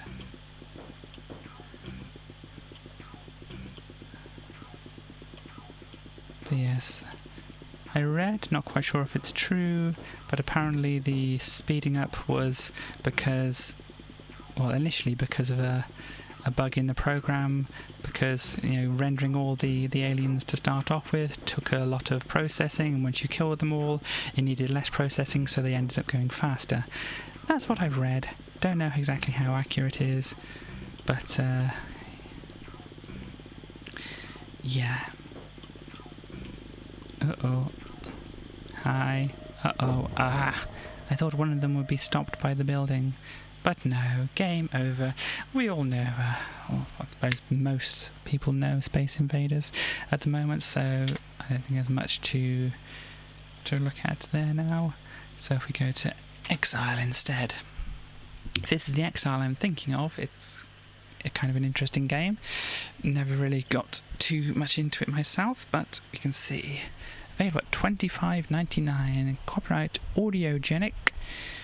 Game design written by Peter Irvin and Jeremy Smith. Programming assistant by William Reeve. Okay. We're still doing some loading here.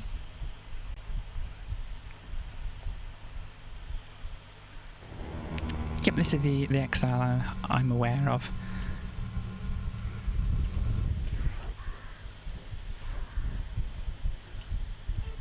So I think this is a power pod.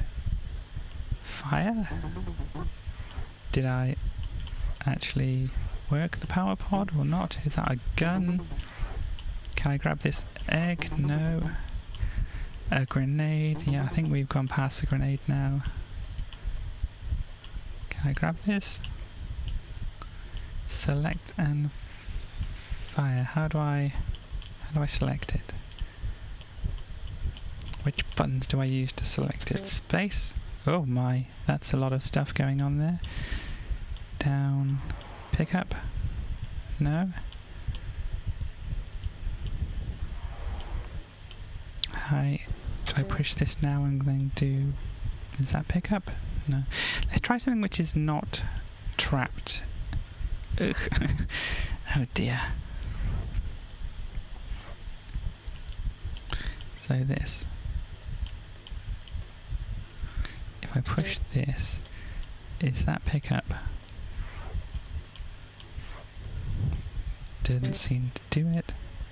Is that pick up? It looks like a put down button. Is that pick up? No, I've dropped my grenade through the trapdoor. Oh dear. Do I have to push another button to do things? Okay, that does other things. Help. Do I... Oh dear. Pistol. Select and fire. See, I've got the little menu at the bottom. Do I do that?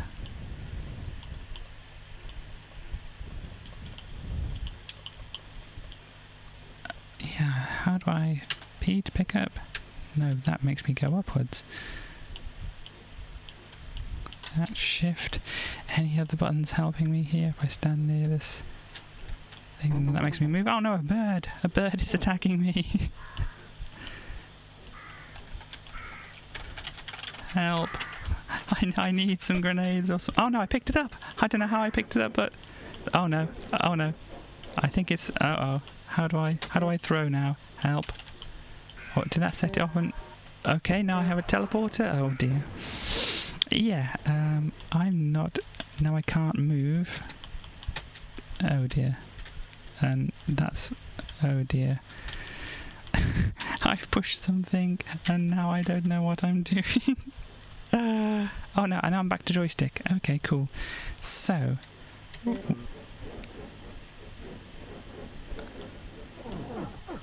Okay. That's how you activate the grenades. I would recommend to myself to not do that.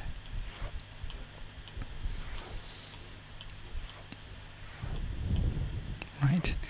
And the gun. So how do I pick things up? Do I want to push that button? No. N. No. We're going to be a bit more systematic about things this time. So I actually maybe have a chance to do things.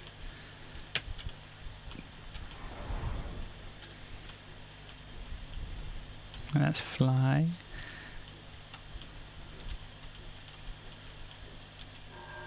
No, that's teleport. Okay, fine.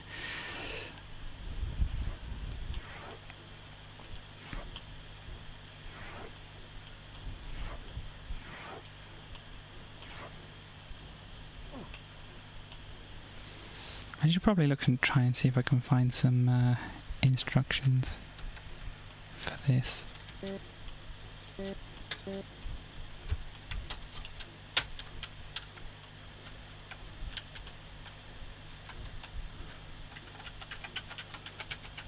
Yeah, I don't push some buttons and it picked the thing up, but I'm not quite sure which button that was now.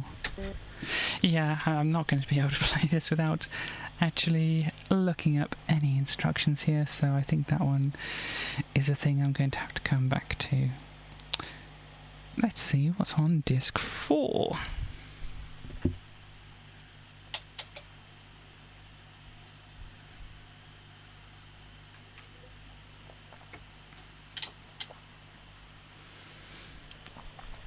Okay, I don't think I saw any of these. Beastbusters, what was that? No, Beastmaster was the other one we played, wasn't it? The Executioner, Pharaoh's Curse, Maze Man, and Dad. And then we've got the documentation for Dad. I think I remember Pharaoh's Curse. This one was quite an interesting one. Simple little game, if I recall correctly, but it was interesting. Excuse me, all the time, all the time. Going talk.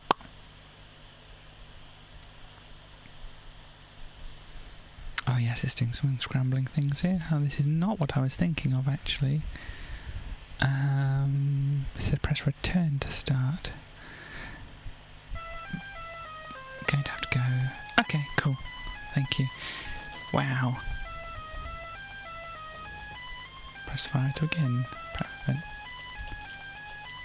Level 1, here we go.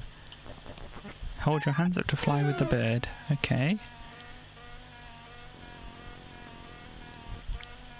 Okay, how do I let go? Or do they just fly around and...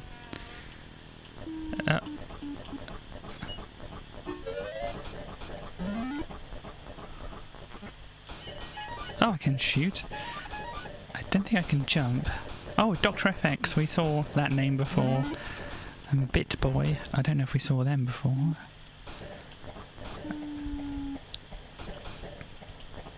Hello bird, I don't want to... Here we go. Video, yep, that's somebody I... Oh, now I can jump. I just shot a pharaoh, I just shot a mummy. I can't imagine this is a good thing. I can't seem to go through there. Oh, but the pharaoh can, and I've no idea what happened there.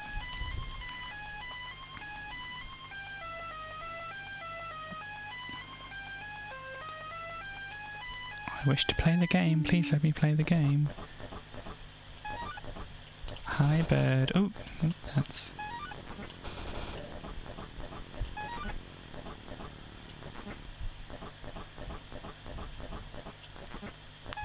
I guess I'm going to have to call the bird. Hello, bird.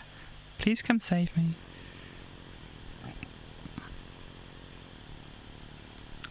So stay still for some seconds and enjoys... yeah, I'm not quite sure what this information is that's on the bottom here. Okay, they're doing a dance. That's good. Lifting their hat. Very nice to... Oh, they've... What? Oh dear. Yeah, let's not do that. Hi, bird. Is the bird gone away? Is it ashamed? Bird. I think the bird's ashamed. Oh, he can fall down here. Okay.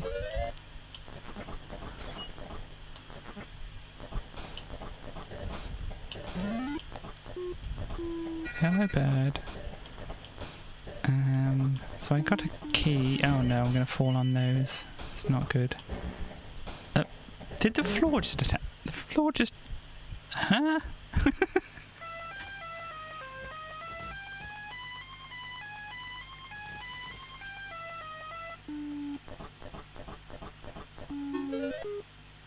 Okay, that's a different place now.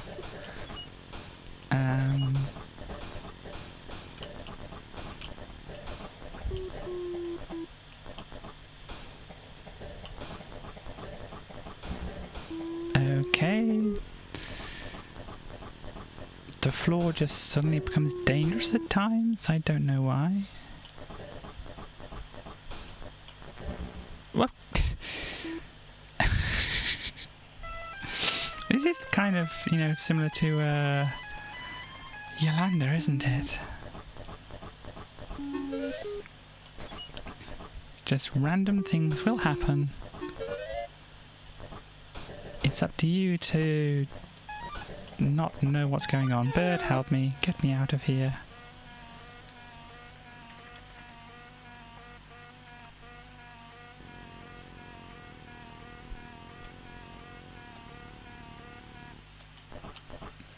Okay, now what? Okay, that's a one-way wall, is it? Don't think that helps me.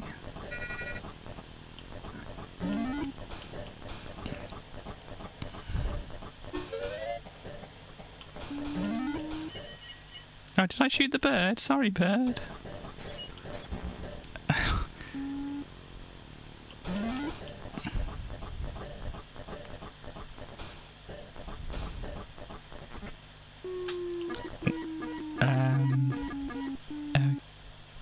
Okay.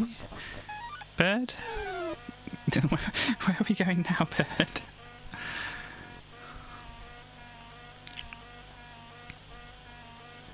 Don't put me back here. I don't want to be here, bird.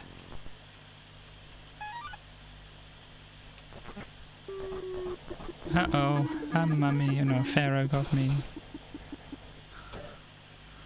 Okay, back this way. Let's get the bird. Uh-oh. Bird. Oh, a Pharaoh shot me. Bird.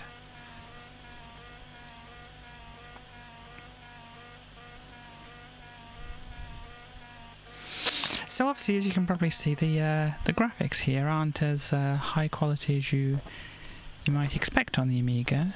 I think I got shot by a Pharaoh again. Maybe in the text somewhere below, it's saying something about originally what the game's written for. I'm imagining if it's this on the Amiga, it might be like it might have been like a C64 game or something like that.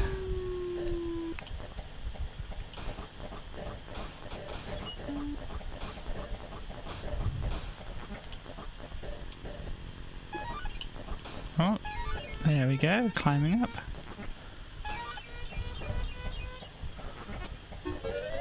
Don't know what that helps with.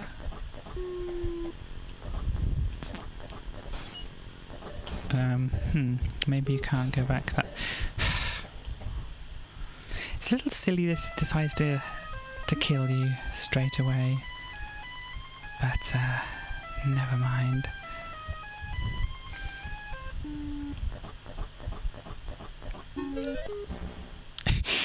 Yes, how am I supposed to know?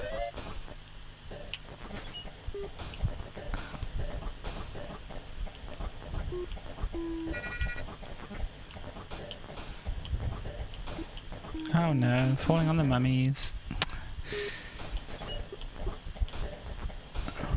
Uh-oh, not good. The floor killed me again. Oh dear. Oh, right. Was there anything else on this disc? I can't remember. Oh yeah, there's plenty on this disc. Maze Man. I was saying I thought I knew what Pharaoh's curse was, but I have some kind of idea what Maze Man is. I'm guessing it's a Pac-Man type of thing. Does seem to make some sense. Yeah, there we go, a Pac-Man. And it goes straight into the game and is, you know, basic functionality. Apparently we want to eat the IBM and the Atari logos. Because, you know, console wars never change. Even though this was like, you know, not consoles, but you get the idea.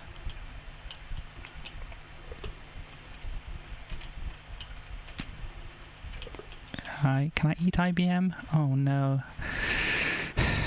I didn't manage to eat IBM. Oh, that... Oh, I guess it's an apple. Fair enough. I mean, I couldn't tell. It looked like maybe it was something I could actually, you know, eat. Ah, no, get the last dots. And, oh no, it's dark. And it's pretty much exactly the same thing again. But yeah, so you get the basic idea of this. It's a Pac-Man clone. The Winged Avenger, sorry. I don't know what they're avenging, but they didn't seem to be, apart from like flying around and dropping me in random places. I got by Apple. Yeah, apart from dropping me in random places, they didn't really seem to be doing anything to help avenge. Yeah, I think these ghosts are just wandering around randomly. They're definitely not behaving like the original Pac-Man ghosts. Yeah, but this is, yeah, just generally Pac-Man, but a bit different. So, Maze Man, Pharaoh's Curse, Looked at Them, Executioner and Beastbusters. I am interested in whatever Dad is. Was it made for their dad? Was it made by a dad? Is it just called Dad because it involves a dad? Oh, okay.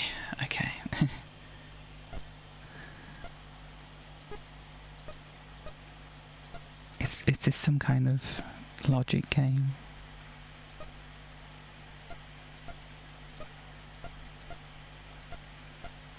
Can this go over here, please? Move the large block from the upper left corner to the upper right corner. Slide a block by clicking on its leading edge. Oh, there we go. That's what I was getting wrong. About. No payment is requested, but a brief comment would be appreciated very much. I'll give you my comments here. I'm not quite sure if you're still looking for them, David M. Cole, but here we go. I would like to know how quickly you solved the puzzle. Well, let's see if I actually end up solving the puzzle to start off with. So, but yes, David Cole. A postcard is 15 cents, is it? I mean, I'm not quite sure it would be nowadays, but yeah. So, yeah, maybe this can go up there instead.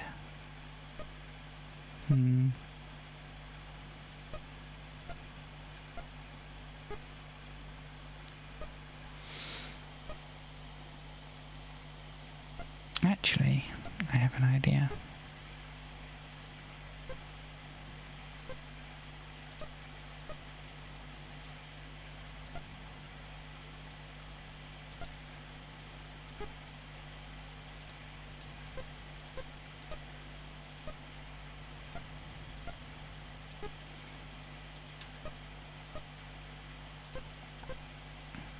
Yeah, I think I've got it. Well, I've got it over to the other side. I don't have it quite in the place that it wants me to. I thought I had it.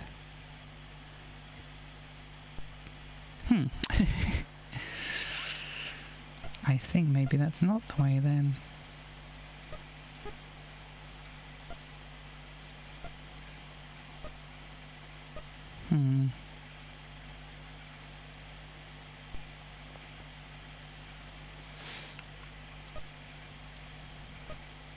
Because there is any way we can go from here on out. I mean, we could drop that down, we could move this across. Those don't really help us like that. That only allows us to move this across here, which possibly could get us somewhere. Maybe going just backwards again here. Looks like we are going backwards, isn't it? I managed to get over to the other side, but not quite in the right place. Yeah, because this is just going to end up getting me back to where I was in a way, isn't it? Just moving these around. Or not.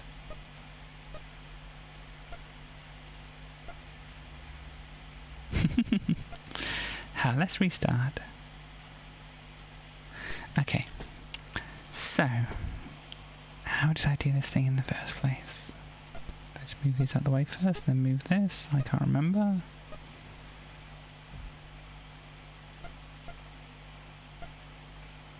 Yeah, that's not going to help me like that. It would help me if I could remember what I did previously. Because yeah, that's not going to help.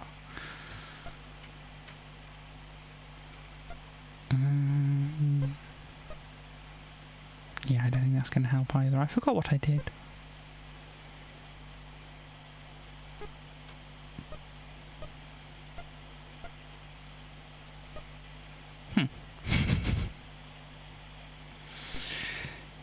I think I managed to do it just by fluke more than anything.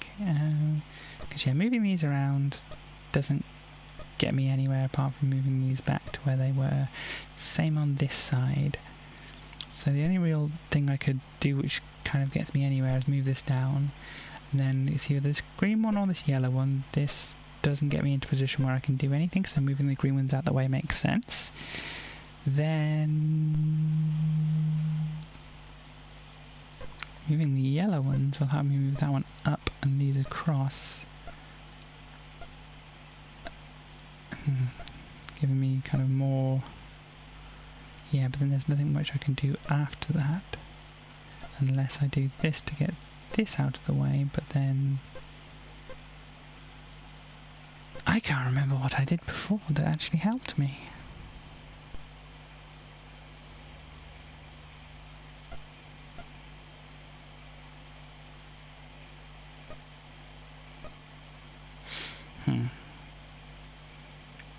So yeah, this is kind of mostly the only thing I can do to start off. Doing that just by itself doesn't really get me anywhere, and doing that just by itself doesn't get me anywhere, so doing both of them and then moving that up seems like the next step, as well as moving that across. Then we have a choice to make. We can move these two just into these spaces here, or these two into these spaces here to move these down. If we move these down, there's pretty much nowhere for anything to go afterwards, so it seems like the sensible thing is to move these across. However, then there's nothing... How did I make any... How did I advance in this game before?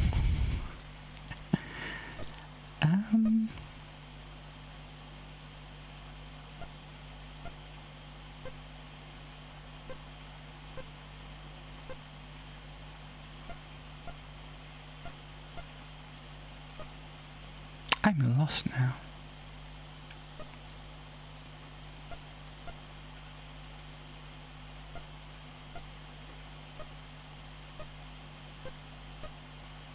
Because that really doesn't help me.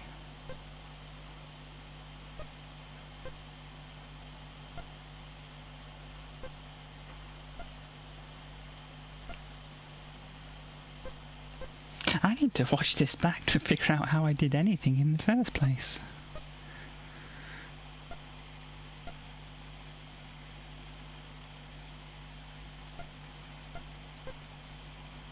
Because getting that down doesn't actually help me, does it?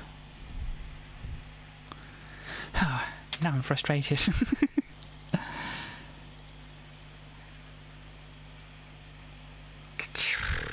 Yeah. So, enough of that. Executioner or Beast Busters. Let's go for the first one first.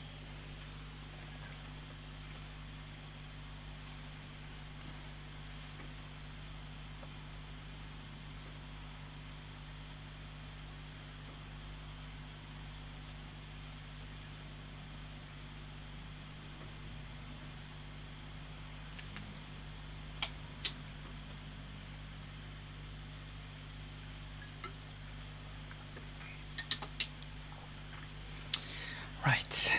Ah! Sorry, that was a bit louder than I expected. SNK.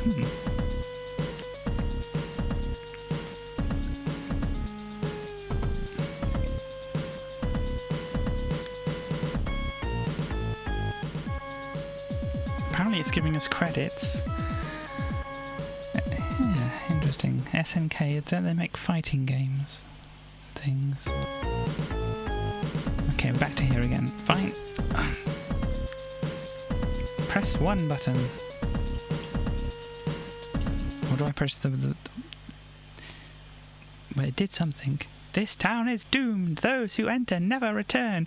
We've come to solve the mystery. So basically you're entering the town and obviously you're not expecting to go. But you're like, ha ha ha, I will manage to beat whatever it is that's... Oh, okay, it's a shooting game. Fine. Oh no. Can I use the mouse as well? No.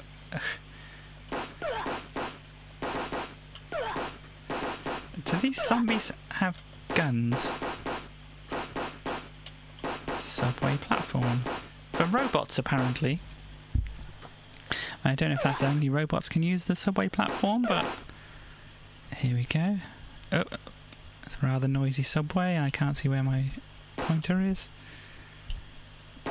Oh, hi, don't shoot me. Okay, they're just gonna... Ah, dog!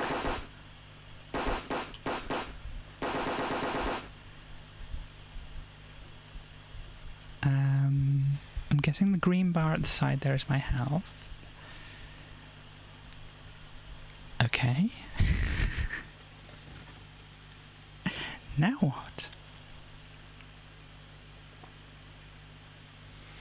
So yeah, I'm guessing this is based on arcade. Oh, that was it, was it? Fine. Yeah, so I'm guessing that was based on arcade games where, you know, you have the light guns.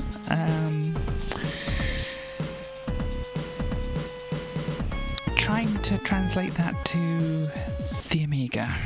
Right.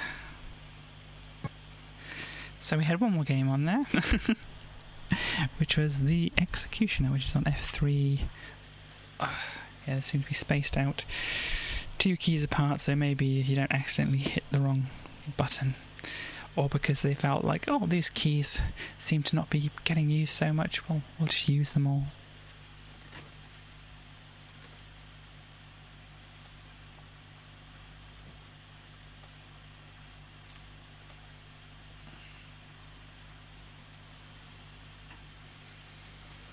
Okay, very interesting. Some,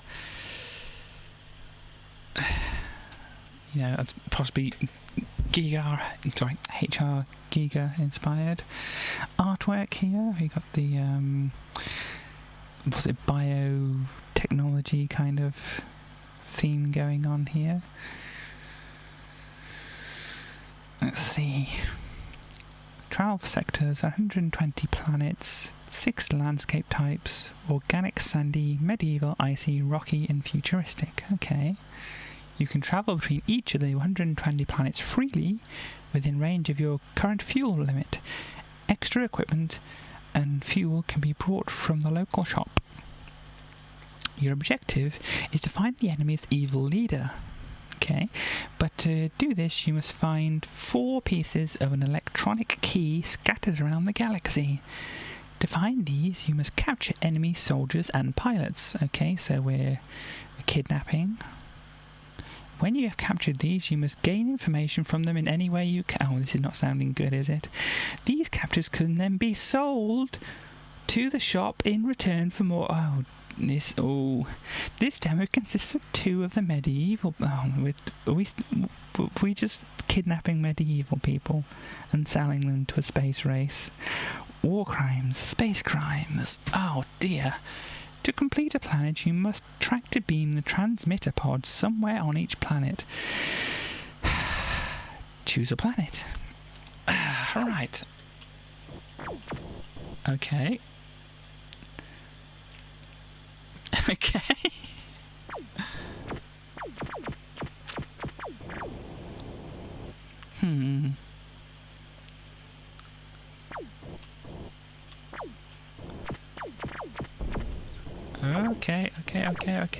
Okay. Where's... How do I tractor?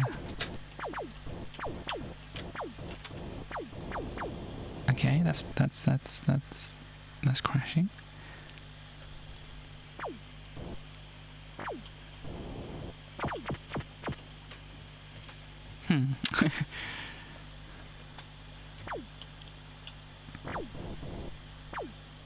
I mean, the graphics are pretty.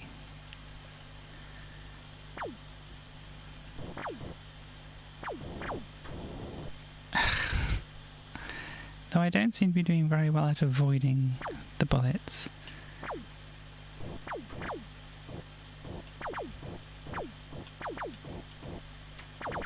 What exactly is that that's shooting on the underneath of this part? It seems to be a plant shooting a laser. I don't seem to be able to retaliate very easily. Let's go to Medieval 2. See if we have any more luck there. Okay, so we're just floating above them here. So let me see if I can change anything here to activate anything different. You can just hear me randomly whacking keys here. No, I don't seem to be... Oh dear. So I'm supposed to track to them. Oh, okay, pushing... Well, pushing down does the tractor thing. Okay. So if I capture... Okay, that's not exactly it. I just crashed on a medieval laser person's head. Yeah, I want to go to number 2 because that was slightly easier.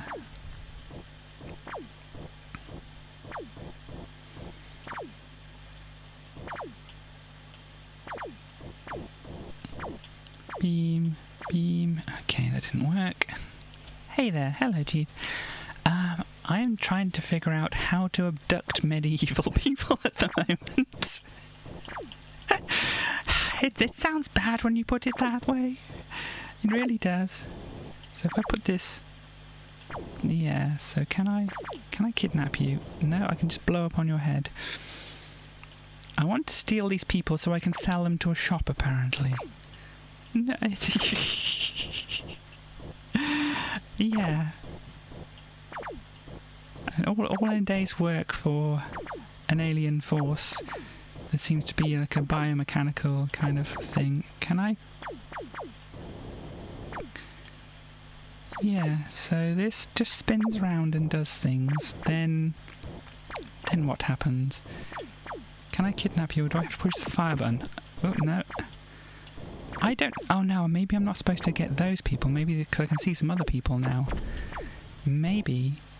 If I don't get shot by the... whatever it was over here... Was it a plant? Oh no, I shot them. So here's a person. They seem to be wanting to be kidnapped. Hi. Yeah, there we go. They wanted to be kidnapped. I got them. Captives. There we go. Captives 1. Fine. I mean...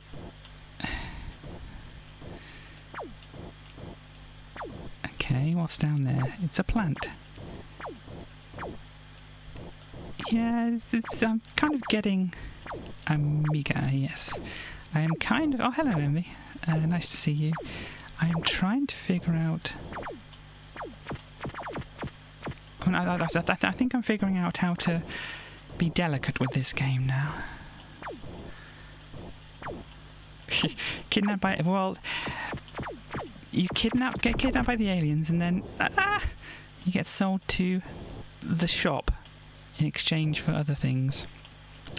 I'm not quite sure if that's good or not. Oh, that filled up a meter I've got at the top there, which I didn't realise I had.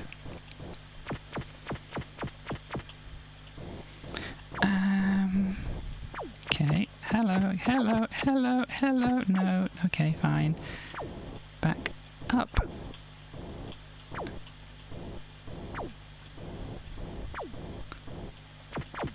There we go. So, yeah, I think that the aim of the game was to steal some kind of pod. That's a P. Does that mean pod? No, that means power or something. Ooh, can I shoot something here to go through? Or do I need to... There we go. I needed to shoot that. What's down? Ah! I wasn't ready for that. Okay, so let's try to the other planet since I've been doing halfway decent now, since I have some kind of idea. Oh, no, that's not good. I was going to say, since I have some kind of idea now what's going on. So, yeah, gentle. Just delicate and gentle. And then shoot at the medieval people who seem to be able to take down an alien spaceship in one shot. Oh, thank you for the oh, sorry. Yeah, I don't have alerts or anything, so I am completely oblivious to anything coming up. I should get some alerts set up so I am made aware of things, but I see now, Jude, you are here because there was a raid. Thank you very much for the raid. Yeah, I definitely need some alerts and set up things. And thank you very much for following me, DJ, or MB, or DJ MB, depending on how you like to be referred to. Sorry if I seemed like I was kind of just basically ignoring the whole fact, but yes.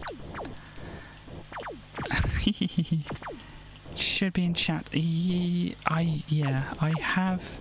Yes, if you can see the chat that's on this screen at the moment, that obviously didn't include it, and that's kind of what I've got on my main monitor.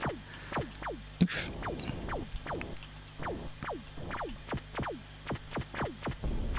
Yeah, there we go. So yeah, the chat that's currently on the actual screen is on the main monitor. And so my other chat is like on my laptop, which is off to my side, which is acting as a, you know, the control panel thing for Twitch. So, oop, there we go. So yeah, but I definitely need something which makes some kind of sound to say, hey, you got a raid or a subscription or something like that. Not subscription, I don't have subscriptions. Subs, whatever at the moment. But yes, a raid, a follow, that kind of thing. So... Okay, oh, a little bit out of control here. There we go. I do have a little map down at the bottom. It doesn't seem to have... it doesn't seem to have areas of interest marked out on it, unfortunately.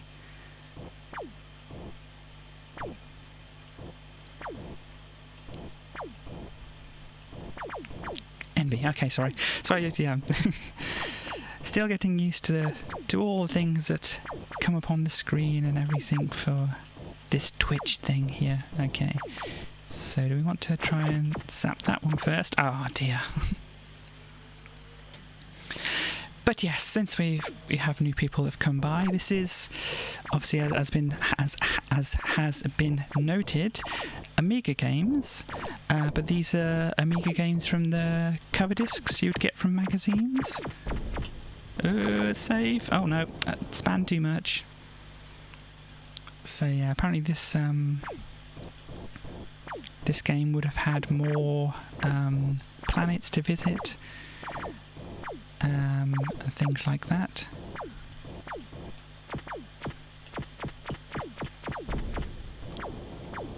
Woo, saved it. Just about saved it.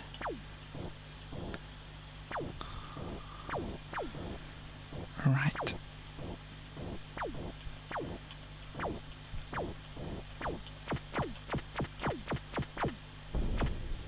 If I happen to ever be saying something and I seem to stop in the middle of saying it, and you want to hear whatever it is that I was going to say, please remind me what I was saying, and then I can try and continue the thought.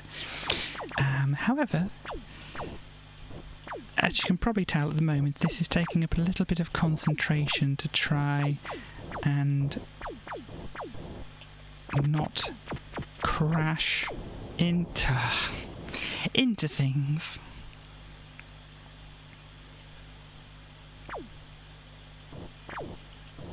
Right.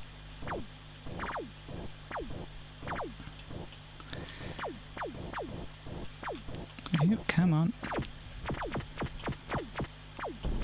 Oops. Yeah, this is kind of... It's actually interesting. I mean, part of me is like, this is kind of annoying, I don't want to play it, and some other part of me is like, I'm kind of capable. Yeah, but yeah, so part of me is like, this is frustrating. I kind of want to stop, but then it's also, this is kind of fun to actually try and master this skill.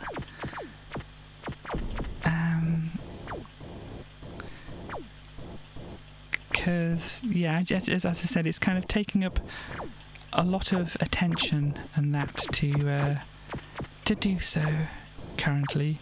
Can I not land on the ground? I'm imagining not. I mean, next time I crash into something, we can give it a go, just to start off with. So yeah, let's say this thatched roof seems, you know, safe enough to land on, doesn't it? If we let ourselves down very gently. No, we blow up. That answers the question. We cannot land on the roof. Of course, you did ask if we could land on the ground. I'm not sure that would actually go any better. Oh, not lined up properly. Yeah, I think at the top of the screen my laser has a overheating monitor on it. Oops. Come on. Kind of almost seems unfair to be shooting at medieval people with a supposed, I guess, some kind of space cannon. But they do have some kind of weapons which can take me down in one shot. Yeah, but just one shot from them as well, they can take me down, so it's kind of fair. They don't stand a chance. Well, once I finally get some kind of control and skill and what have you, then perhaps, have I just wrapped around? The smoke kills you.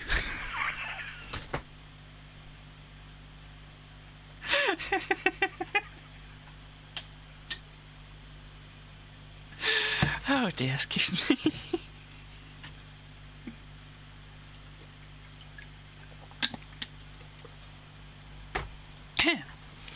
The smoke kills you. Right, I want to... excuse me, I want to give the landing a try again. But this time on something which looks a little more stable. You know, not a thatched roof. Because you can understand... Yeah, you can't land on anything. You can understand how you couldn't land on a thatched roof because, you know...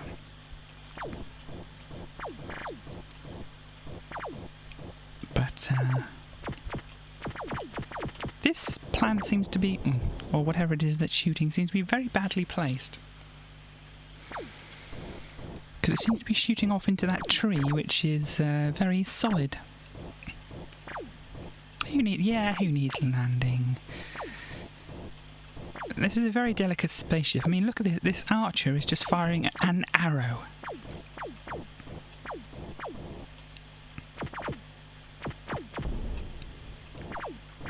An actual medieval weapon, an arrow, unless it's tipped with some kind of like nuclear explosive.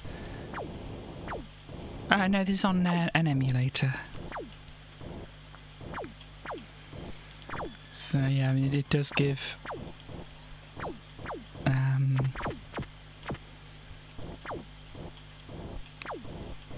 more flexibility as to, especially if you're running a lot of different types of games. It gives you flexibility to try different models of the Amiga, which might be obviously a bit difficult on actual hardware.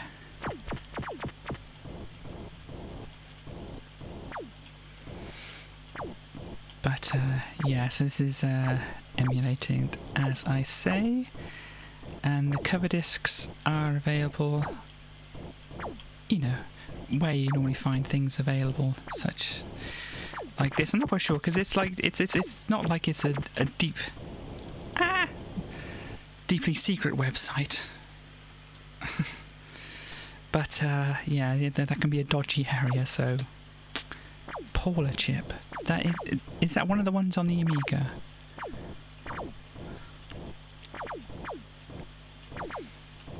Yeah, maybe that's right, Wes. Paula, because I know there was the Angus chip, wasn't there? And the Fat Angus and sound chip, right? Yeah, that actually would be nice if you wanted to like specifically do either the sound effects or the music. The Amiga site. It's the Amiga magazine rack. It has scans of like the magazines as well. It's obviously as much as they could find. Hang on. Because, you know, obviously they're 20, 30-year-old magazines by now, and you know, they were kind of magazines, so, you know, mostly disposable, but some people kept hold of them. But yeah, so not all the magazines and such are available. I think I've looped around. The map in the bottom corner, it says very small.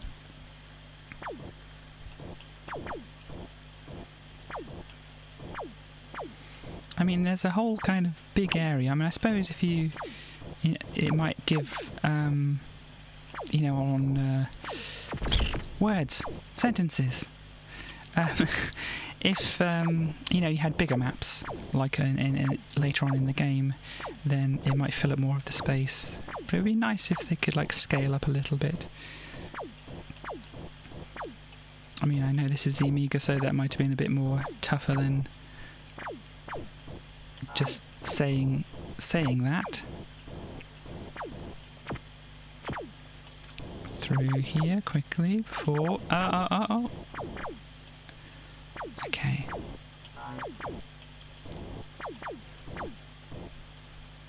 Sorry, I was paying attention. I was saying a thing, but yeah. I don't know why I couldn't destroy that.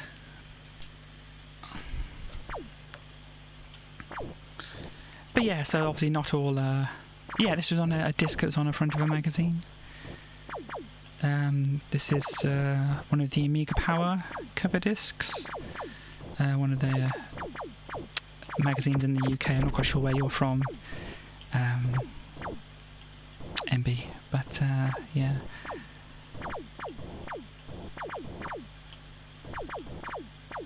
I don't really need to pick up this power thing because I have quite a lot in the top corner there. But yeah, Amiga Power, one of the UK Amiga magazines.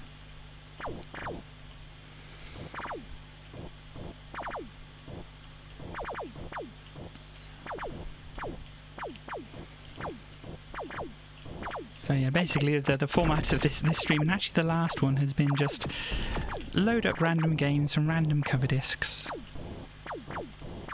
and see if they hold interest, see if they're interesting, see if I'm actually any good at them. You know, and it's kind of like been a mixed bag, really. We had some games which we couldn't play because there were multiple players, and there's only me here.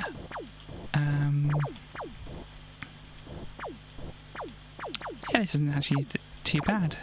Actually, you can probably tell it's kind of holding my interest in some.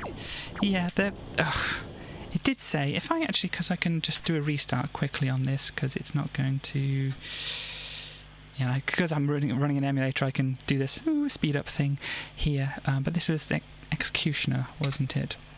It had some information about, here we go, press fire. Yeah, sorry, alarm going off there. So, 12 sectors, 120 planets, and then we had the different types: organic, sandy, medieval, icy, rocky, and futuristic. So, because this is the demo version, we only get 2 of the things. But, this is just explaining that you basically kidnap people and sell them to the shop in order to get upgrades, I think it was. But yeah, all we've got in this demo version is pick between 2 of the medieval planets and try to find, I think it was like you have to tractor beam some kind of pod thing, some kind of I don't know. What I'm picturing in my mind is some kind of like satellite dish doing some beaming of some important signals or something like that. But that may not be. Oh dear. Yeah, very interesting. Let's see. What I'm trying to do. Obviously, I've scoured the what do you call it? The surface of this planet. I don't know. I mean, looking at the size of this planet here, it does seem like very small, because it just, as I say, if you look in the bottom right corner, it has the map, and that loops around. Oops, don't want to get shot by this thing. So you can see the map is quite small. So I imagine it could quite... Ugh, dang it. I thought the bullet was fading out. It could, probably fit quite a few maps on one disc. But you never know. I mean, 120 planets, it said, didn't it? So just rough maths. If it was a 1.4 megabyte floppy, how many? I'm not doing maths whilst I'm flying a spaceship. Somebody else can do the maths. But 1.4 megabytes divided by 120 planets gives roughly how many kilobytes it would be at that point per planet. That's if it came on a 1.4 megabyte floppy, which it might not have. Plus then you've got obviously the game code and whatever art and stuff like that as well. So yeah, I mean, if I actually have some kind of competence with this game eventually, it might be worth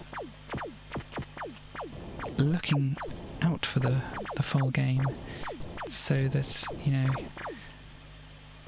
we can all see how it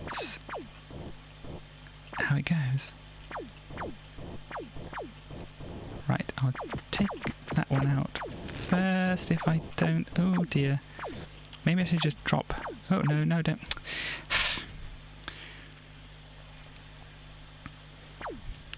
Yeah, but this is obviously a skill-based game.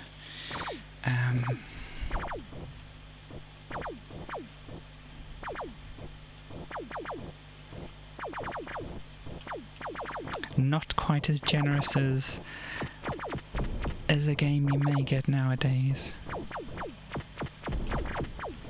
I mean, depending obviously where you're looking for the game. You can find plenty of skill-based games. Patience as well. Patience is another thing, but as I said, from the amount of concentration I can feel that my brain is trying to make sure this ship goes where I want it to and not get shot by bullets. By the amount of concentration it's taking to do such a thing, it's taking some... yeah. I mean, I suppose it has some kind of parallels in a way to Kaizo stuff as well. If anybody doesn't know Kaizo, Super Mario World ROM hacks that are designed to be quite tough. But so obviously it's a slightly different skill set and such. I mean, maybe somebody who was quite into something like Kerbal Space Program might enjoy this more.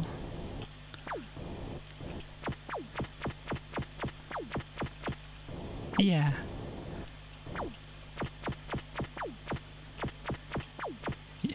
Is that you would want infinite lives to play something like this, or is it Kaiser you're thinking about? There's a bit of a delay on the stream. Ah, I think that thing down there might be the pod that I'm trying to capture. But then, oh, there's a person I can abduct.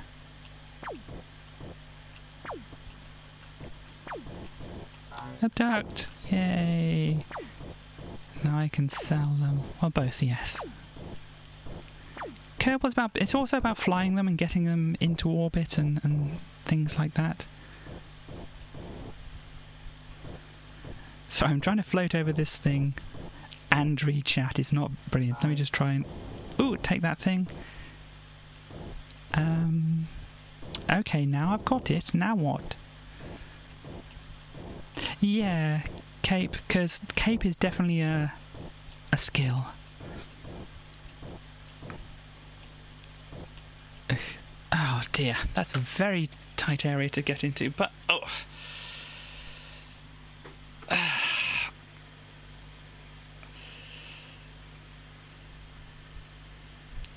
Medieval version of Oids. I'm not familiar with Oids, but hello, Eridan. Nice to see you. Rip again. I want to actually... And hello, yes. Yes, I did notice. Doing so well. I want to reset just to read those instructions again. F3. And yeah. The turbo button is so useful because obviously things on the Amiga can take a long time to load up. But yeah, so we can travel between each of the planets, but obviously this is not a thing we can do in this demo version. Extra equipment and fuel can be brought from the local shop.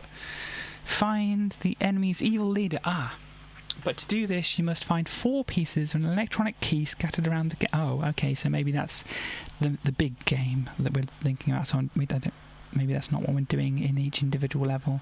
To find these, you must capture enemy soldiers and pilots. You must gain information from them. Yes, we're torturing them or something. These captures can be sold. 2 planets. To complete a planet, you must tractor beam the transmitter pod somewhere on each planet. It doesn't actually tell us what the transmitter pod looks like. I was thinking it was going to be that thing that we saw, the ball with the spinny thing on top, but apparently not. I'm going to go for a little go at the Medieval 2 planet. Now let me see. It looks like if I go down to the right-hand side of this tower here,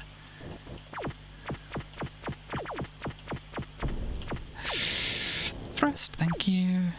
Oh yeah, and there's a person we can liberate.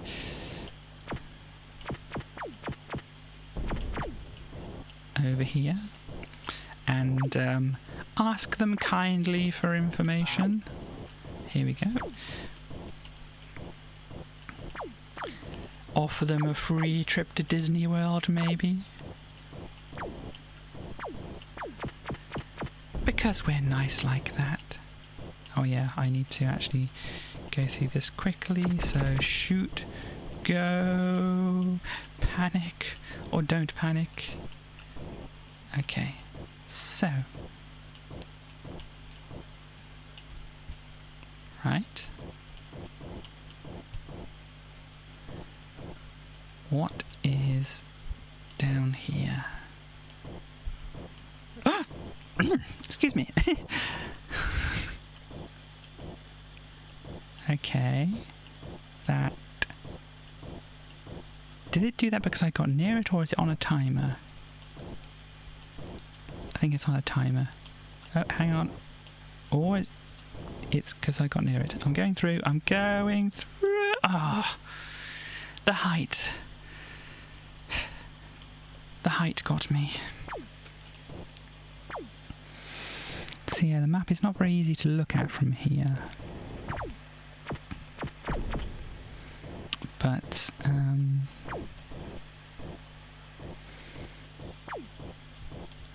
looks like I could go down there and then kind of go upwards. I mean, I don't know. I think I'll leave that person there, even though they seem like they're waving their arms, wanting to be picked up from the planet.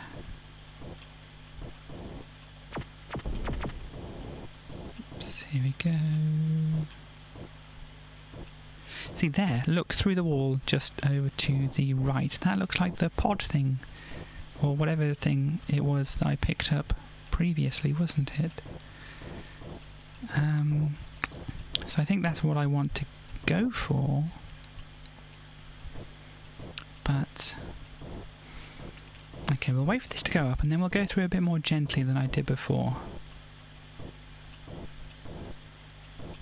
Ooh, no, go down please. Thank you, Spear. Because it did seem to take a while to go back. So yeah, now we're on the... If you look at the little map in the bottom right-hand corner, in the bottom left of that map, the little white dot... Ooh, someone was shooting there. The little white dot... Ah! Is where I was. Oh, I'm back to this one again. Yeah, but...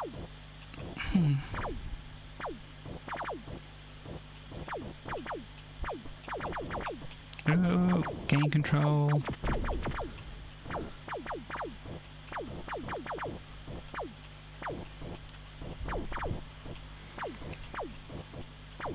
Alright.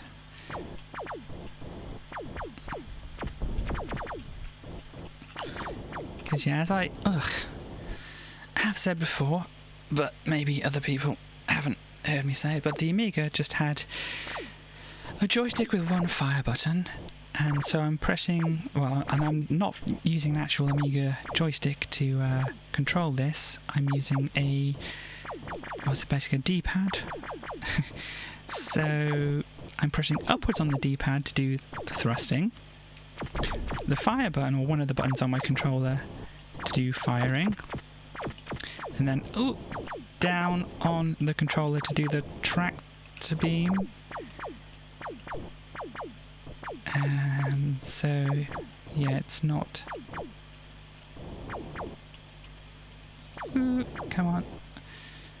Not necessarily the best control scheme. I would kind of like to have, you know, each function on a different button, which might make it easier to, you know, obviously hover and use the tractor beam at the same time, whereas at the moment, excuse me, you can't do that. Where was the pod thing before? Because yeah, in order to use the tractor beam at the moment, I have to let go of the thrust in order to push down.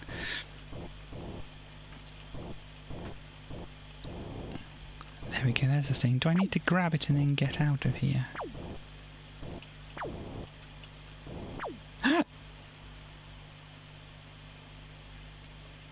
Dear me.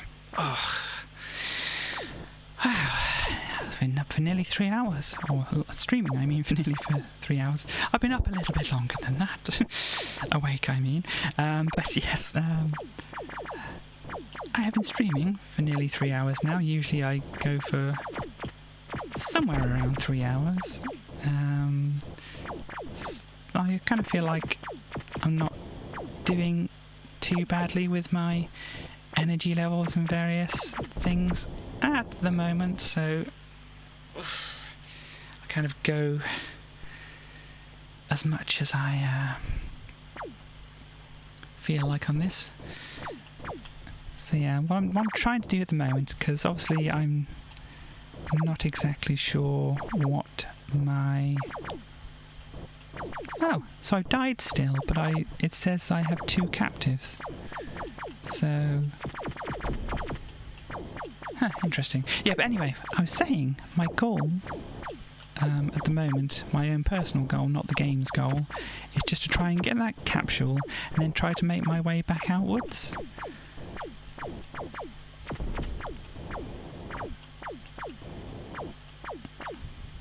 and then see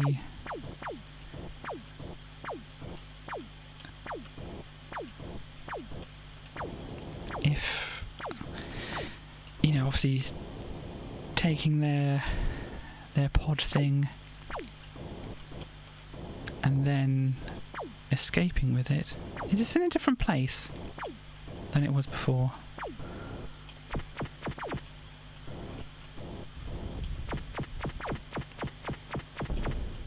No! Span too much. But yes, my plan. Grab the pod, come back to the surface, see if I can fly away.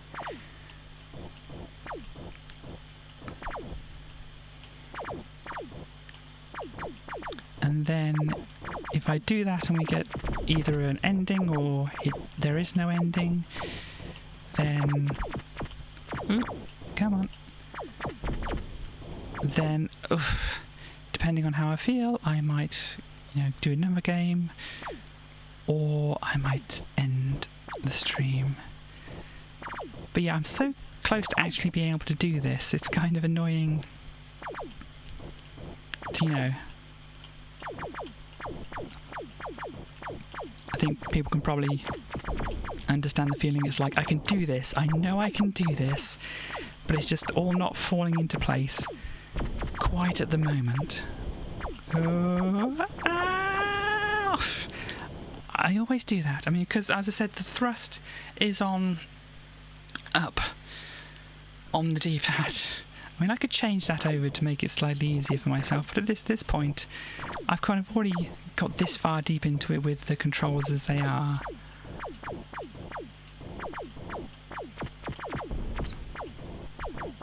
That I'm slightly determined to finish it off with those controls.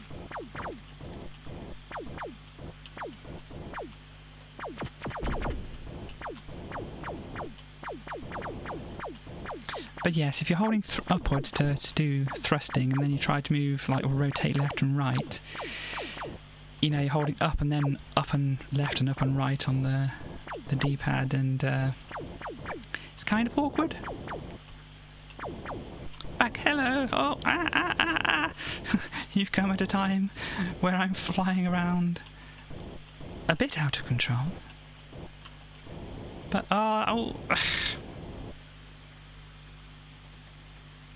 let me actually try and see if I can change the controls over. I know I said that I was thinking maybe I wouldn't, but currently that is not doing anything. I can't change that. Huh. What about button 4, which would be button 5? That seems very awkward to do. Huh. Apparently that's a button I can't, or it won't let me change for some reason. Okay, fine. We'll just go back to the game and yeah, trying to figure out technical things rather than playing the game. I kind of just want to see if I can do this. Okay, so let me say, I'll give myself 10 minutes to try and do this. If I do it before the 10 minutes are up, and I don't seem to get any other indication of what I need to do, then we can just go on to a different game. If the 10 minutes runs out, obviously, then I'll just go on to something else anyway.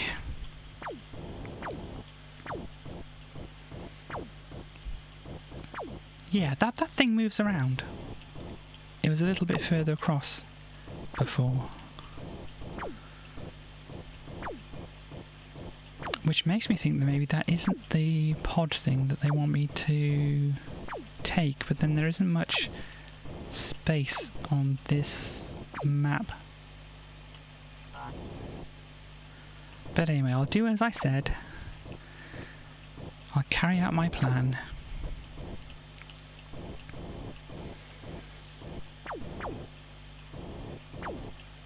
We'll go back to the surface now and see if taking that thing helps in any way.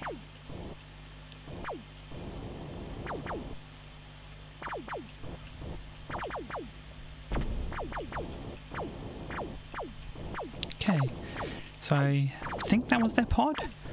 I have stolen it. Can I escape into the sky? Oh, there we go. There's a thing. That looks like what's the thing we want to do, doesn't it? Whee! Oh. So yeah, obviously in the full game, I'm imagining then you would be able to choose the shop, choose a different planet, all that kind of business. But yeah, I don't feel like... Yeah, woo! I don't feel like trying the other thing, the other planet at the moment. But hang on, let's go to the thing where I can actually decide. So that was disc number 4, or yeah, don't have disc number 5, but I do have a disc number 6. Go! Yay! So let's see what's on this one.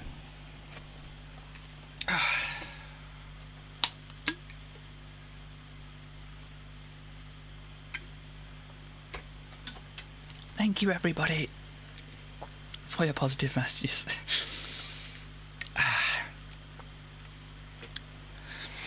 What do we have next?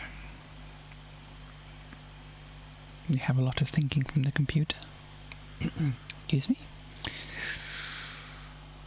Okay, so we have Rolling Ronnie, Captain Planet, Bullfrogger, or Air Ace, which Air Ace doesn't actually have a what do you call it? An icon, a picture, I think.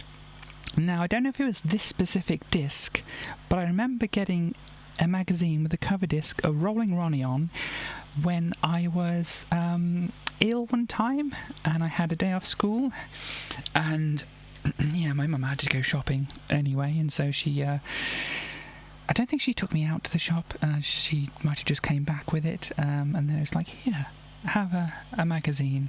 And then I remember playing Rolling Ronnie when I was ill. So, I mean, I've talked enough about it. I mean, I've talked it up. It's a good game to play when you're ill. Rolling Ronnie. Ooh, it's gone green.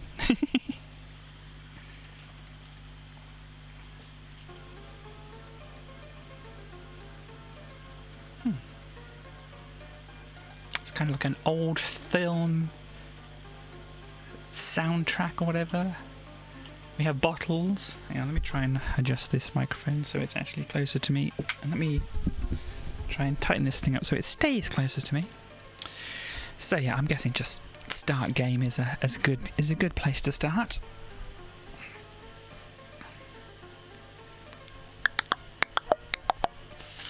Very nice. So here we have Rolling Ronnie. Who is Ronnie? Who is on skates and can throw sweets around.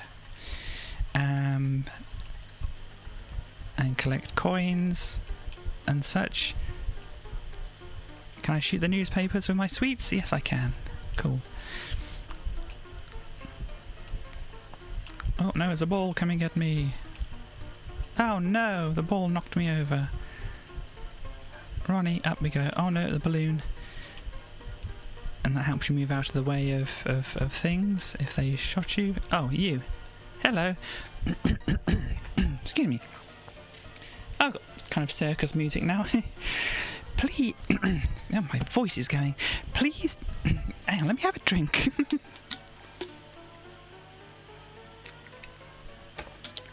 Now let's try that again. Please.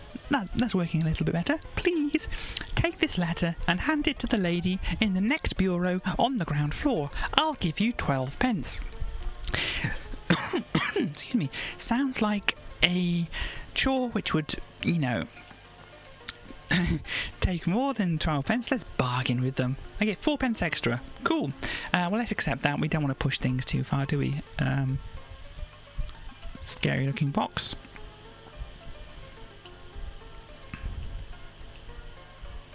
So there's apparently a lady in the next bureau over.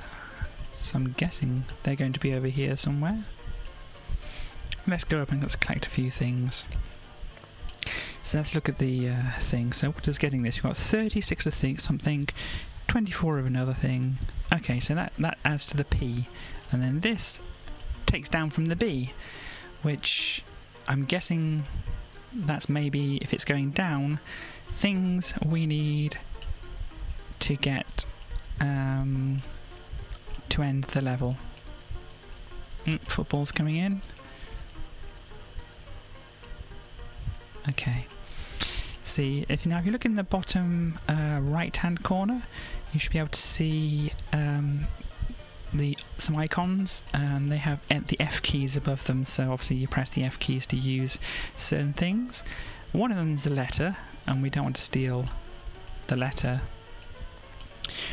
Or read the letter or whatever from the person who's entrusted us to deliver the letter.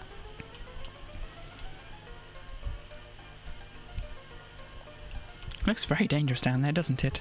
There's some nice art over there. Ooh, help, help!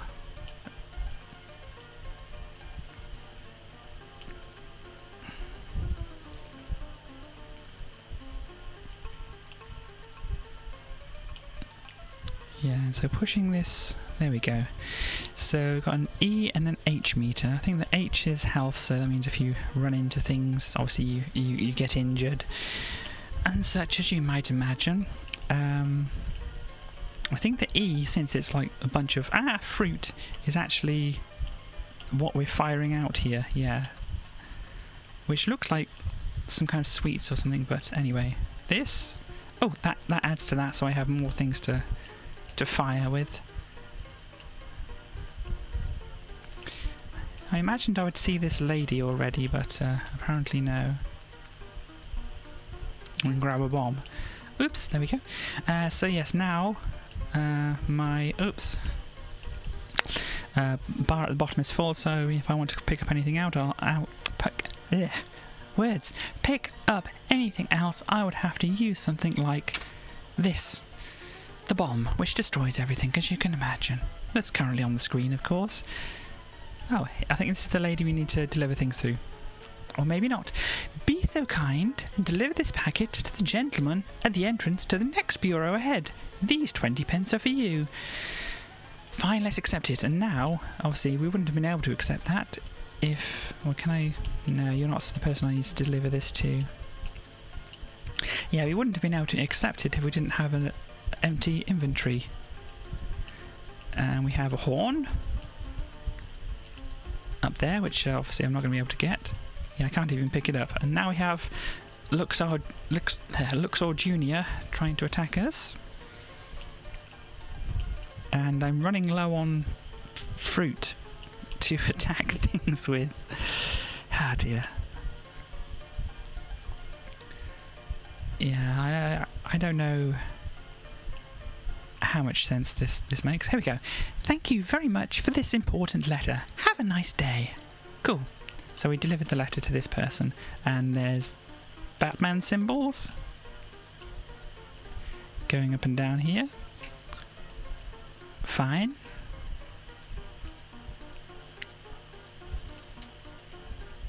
There's a bubble with a J on it. Okay, so what we also have is jump boost things here, which will help us get that. I think they filled up some health. Then we got another jump boost here. Since you've already got the boost, I mean... Oh no, we're running out of time. I just noticed there's a timer in the bottom there. Question mark. That looks very suspicious. But, yeah, we're running out of... Oh dear. Ronnie got bopped on the head by a football. That... Ooh, Ronnie fell down. But yeah, 51 seconds. I think I'm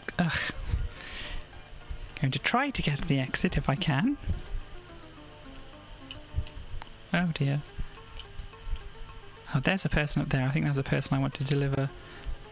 I think I ran out of energy. Okay, so this is one of 9 levels featured in Rolling Ronnie. Ronnie will be rolling out on the Amiga, Atari, ST, IBM PC and C64 in the autumn. Obviously this was about 30 years ago or whatever. But yeah, so that was that was Rolling Ronnie. If you want to try and play through it again, I'm sure we can. But oh yes, this gives us a how to play. We might as well have a look at that. Oof, that's a lot of information. So all those boxes were jewel cases. The thing with the J was a health bonus. Yeah, it's a lot of consoles. Actually, they would have been like home computers. But yeah, there was a lot of things it was available for. Power Sneeze. I'm just looking. The bomb is called Power Sneeze. The cheese, I'm guessing that is, which doesn't look very good cheese. It's called the Stenchalizer. Excuse me. And yeah, a bunch of stuff here. Energy level and health level. Energy. Yeah, I think we figured out quite a lot of this stuff, or I remember this from before. But yeah, that's how to play Rolling Ronnie. So let's just reset everything here. And Captain Planet, Bullfrog or Ares. Let's just go through the list as they are. I did push a key. I think it's loading.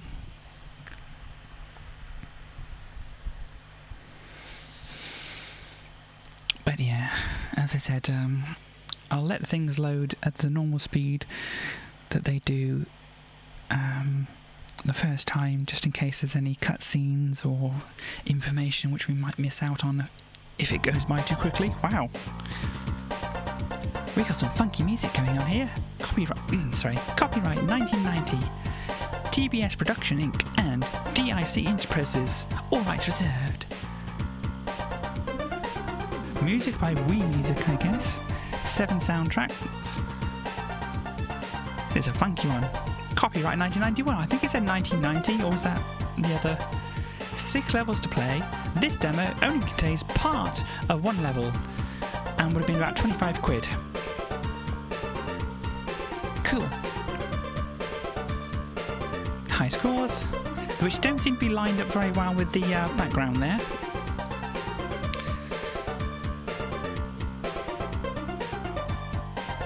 Yep, back to this again. So if you start playing the game, okay, we can be the fire person or Wii Music. So we can be either the fire person or the water person. I think on another demo disc you could be the heart person. I can't remember their names. But yes, this is the fire, water, wind, earth, heart, or whatever order they were actually in, of the Captain Planet. But let's actually put a save state down here so we can get back to this easily to try the other one. Okay, that was Marty. Looks like we're playing Marty. And who is throwing hearts around, which is not what I selected, I'm pretty sure. And I've got some kind of Pokemon following me now.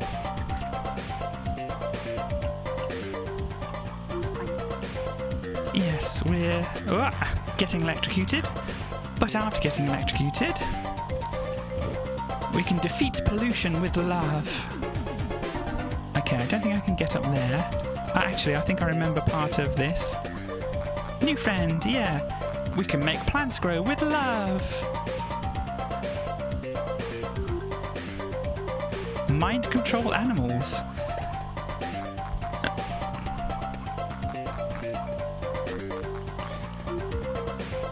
And also slime monsters, it seems, as well.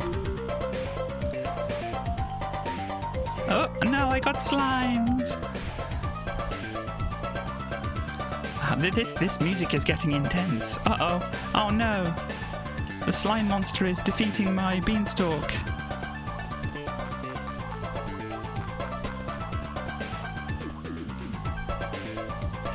Uh-oh, get back on there. Uh-oh. Oh, no, I'm falling. I'm falling. I'm falling. Whoops.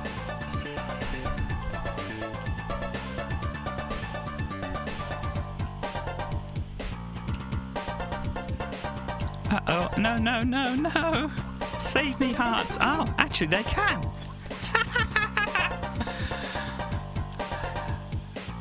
You can be saved by the power of love. Uh-oh.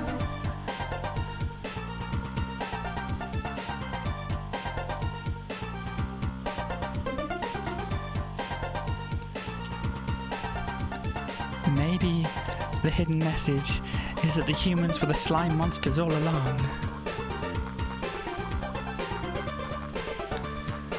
Actually, it doesn't look very... sorry, it doesn't look very safe going here at the moment, because there's these... Oh, Froggo! No! Monster, please! Oh no, the Froggo got me too! Just a taster. This is part of level 1 in a 6-level game from Mindscape. Cool. Do I go back to the start again? Can I choose this other one? Or are you just going back to Marty? No, Marty again. You don't get to read the instructions. Why would you get to read the instructions? Ooh, I can climb up here instead. Ah.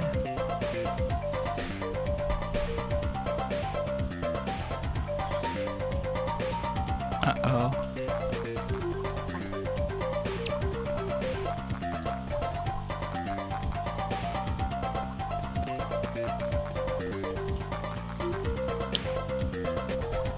This goes up a long way.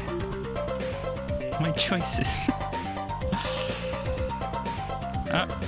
Oh no, I didn't mean to. I definitely didn't mean to do that. Oh no, slime monster, please don't slime me. Love, save me. Froggo, hello Froggo. Do you want to be my friend, Froggo? My friend got kidnapped by a bird.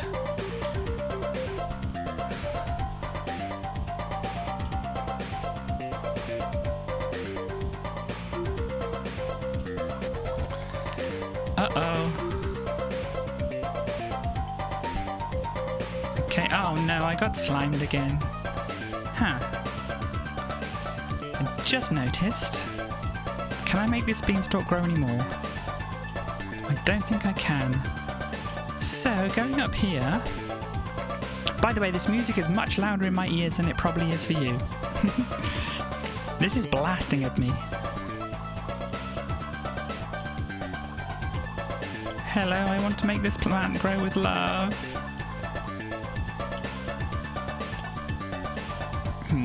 I don't seem to be able to reach that. Oh, okay, landing on a beanstalk can kill you as well. Good to know. Whee!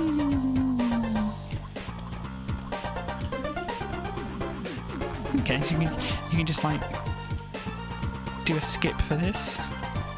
Don't have to bother timing yourself. Nightmare video game. I think I might have seen that.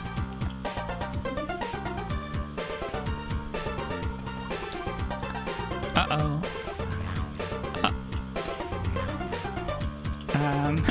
I'm in a sticky situation here.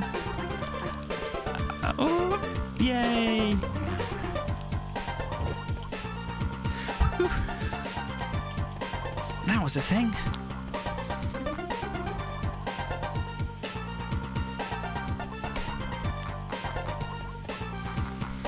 Yeah, the nightmare thing was kind of like as you can kind of imagine, some kind of dungeon crawling thing, but it wasn't quite the same as the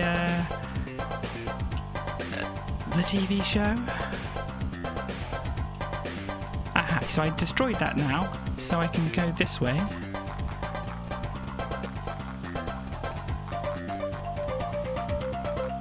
Oops, growing still. Okay, cool. Please don't drop any slime monsters on me. Froggo, please be my friend. Is this how you... Yes, cool. Birdie, don't you dare. Birdie, no. Oh. Right, is it safe to go down? No. I knew you were going to do that, Birdie.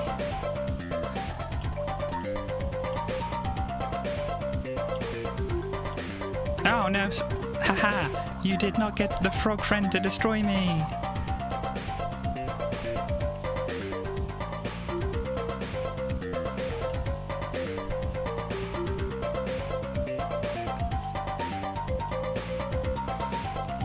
So now I can go up here.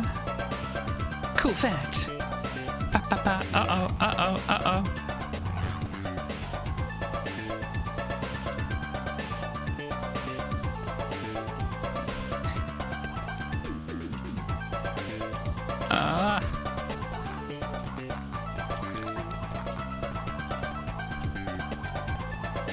Okay, that's how much that grows.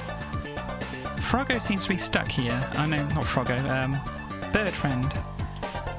Elephants! Oh no. I need to save the elephants.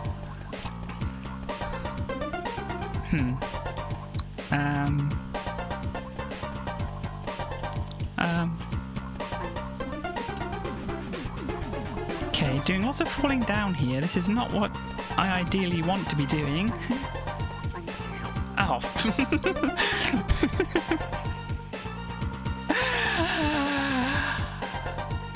I don't think we're going to be saving the elephants today. Oh, what's up next? That was interesting. Let's wind it down a little bit with some Bullfrogger. Yep, as you can imagine, kind of a simple Frogger game.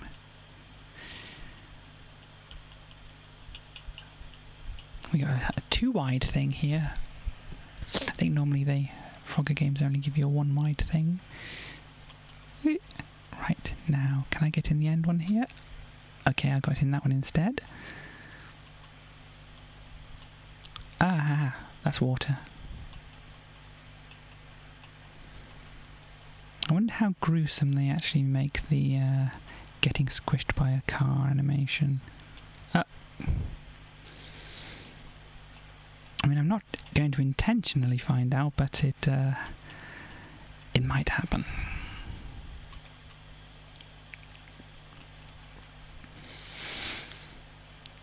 I might just end up in the water more than anything. My timing is really bad here. Very off. Okay. Can I get another log? Ugh. Well, it probably looks a bit like that. Wow. Yeah, I know, that's always been a bit of a strange thing with Frogger, hasn't it? No. I think it's just an open question, really. I mean, if it was a lava lake, I would understand, but then you wouldn't really have logs and crocodiles in a lava lake, would you?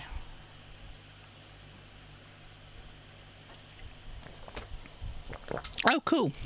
Sorry for there was some weird noises. Oh, sorry for more weird noises. But yes, shoot 'em up construction kit. This was an interesting thing.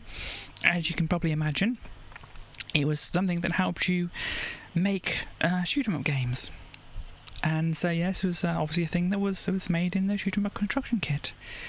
And yeah, you'll be able to see the general quality. I remember we had this ourselves, and it was quite fun to play with, really. I can't remember what I actually made with it, though. I remember them being a bit rough, because obviously it was when I was younger, and I'm not brilliant at art stuff. But yeah, so this saying, basically you can shoot a bunch of things and get some points. Fine.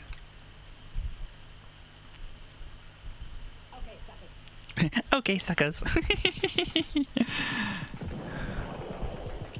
Ah. But yeah, so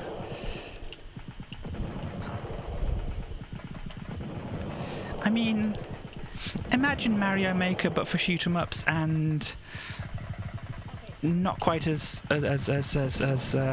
detailed. Shoot 'em. Yeah, I mean, it was quite a neat little program, really.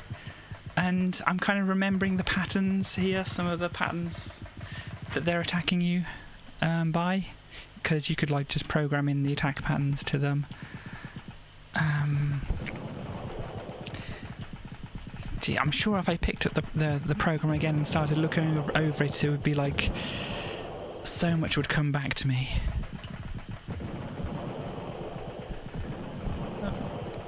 But no, I can't remember what kind of game I tried to make with this.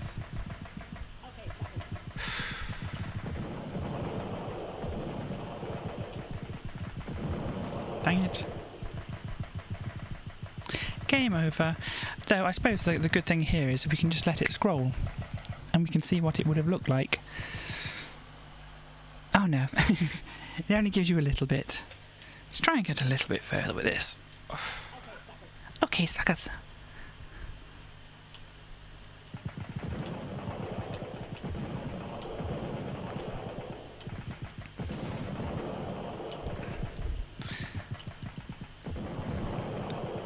Yeah, I think dodging things is possibly more important than shooting things here. Ah!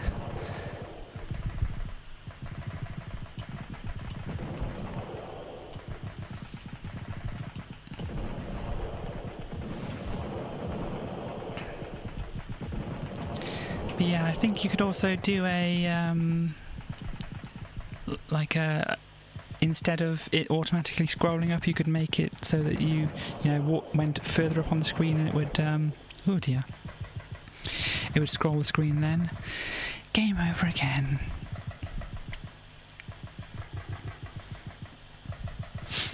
But yeah, there were some limitations to what you can actually do,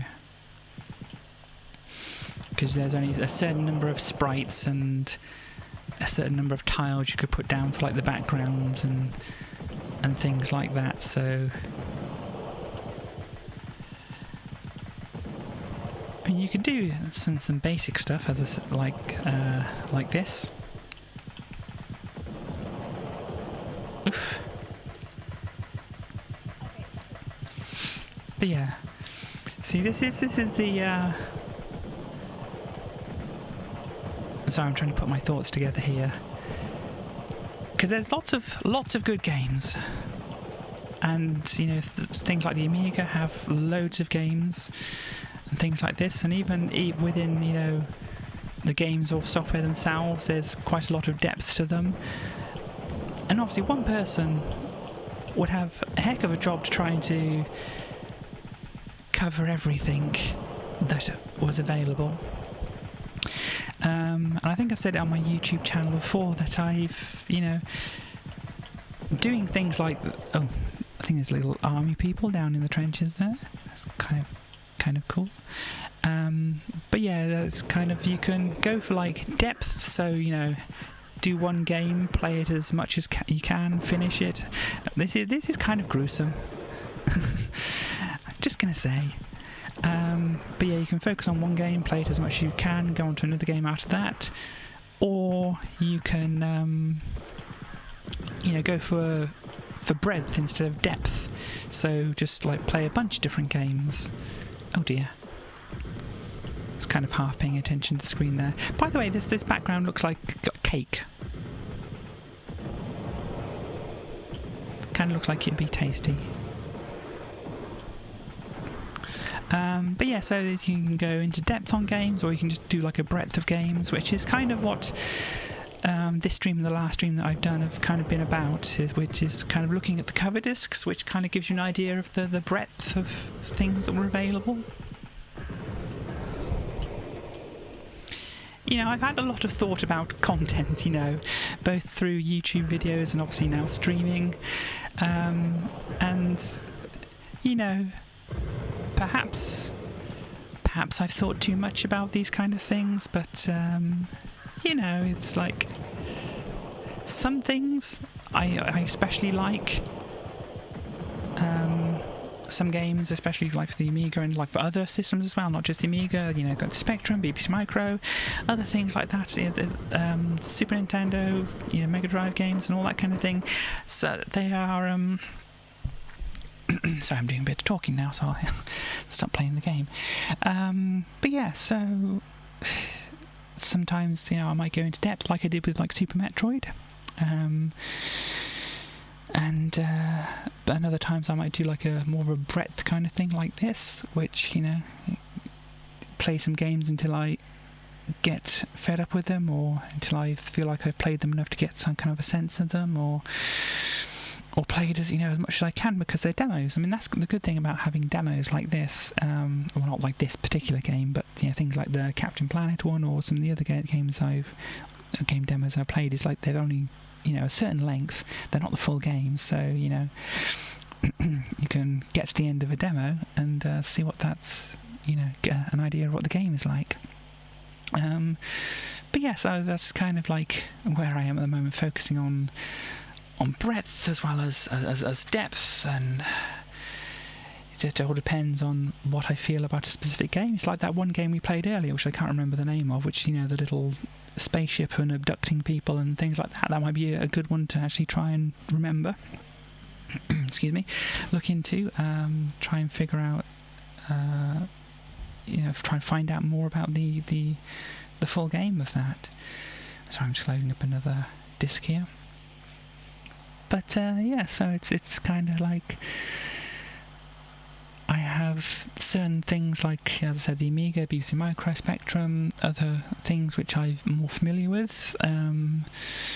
Obviously, I'm not as familiar with certain other systems, like the Atari ST, like the Archimedes, like the C64, things like that. And what's this saying? Just, how much memory do I actually have in this? I don't know. Let's go for the full menu. Let's see. Do I have to push enter as well? Did it want a capital Y? I think it's loading up something, so I think it's fine. Or it's not. I mean, we'll find out. But yeah, I've kind of lost where I was going there. I've got a save down here actually, since that was a bit awkward to get into. But yeah, if anybody wants to hear whatever else I was saying there when I lost my thread, then remind me of what I was saying. Otherwise, let's see. We've got Leander, Video Kid, Super Twintris, or Asteroids. Now, the last time I was doing this, I was kind of asking people, and then people got fed up of me asking what I wanted to play, but I think it was only because there was like one or two people in the chat. But since there seems to be a few more people here at the moment, anybody have anything they want to see? I'll give like 10-20 seconds or so, but if you have anything here which looks interesting to you, then let me know, and if I don't get a reply in the next 5-10 seconds, then I'll pick something up myself, and then if somebody says something afterwards, we can always look at that afterwards. Leander. Okay, cool. We'll have a look at that. Well, I say Leander. Could be Leander. I'm guessing it's Leander. Leander sounds a bit strange. I don't know. Sorry if your name is Leander. I guess I should say. But yeah, I did notice it had the icon for Psygnosis, and they always made some good games, at least some graphically interesting games, so we should be in for... Ooh, yeah, decompressing, watch out for flashing on the screen. Seconded on Leander, cool. Let's see, we have a sword, we have a charging person, we have an orc, I guess, with a shield, and we have a clash. And the sword was smoking. Okay, created by John Burton and Andy Ingram, 1991 Traveller's Tales. Is that a Traveller's Tales that we might know of? Or did somebody else take the name? I don't know. But let's have a look and see what the game is like. Start or options? Let's just go for start. If we feel like we need options, then we can get options. Okay. Seems like we've got some basic controls here. Don't tell me you have to kill a doggo. I don't want to kill a doggo. Ow. The doggo wants to kill me, it seems. Hi. Yes, I wasn't trying very hard not to get hit there. Can I go in the door? Ah! The thing reappeared. So either I can't go in the door, or I'm pressing the wrong buttons to go in the door. But I did see a platform over here. Oh, please stay away from me. I must have picked something up there. Oh, I've got bombs. I'm looking at the HUD now. It says I've got bombs. Do I push space? Enter? Okay, that was kind of going down a bit. What do I need to push for bombs? B? B for bombs? No. That's space. Shift. Anything else? Let's just push some random keys. Don't know how to use the bombs.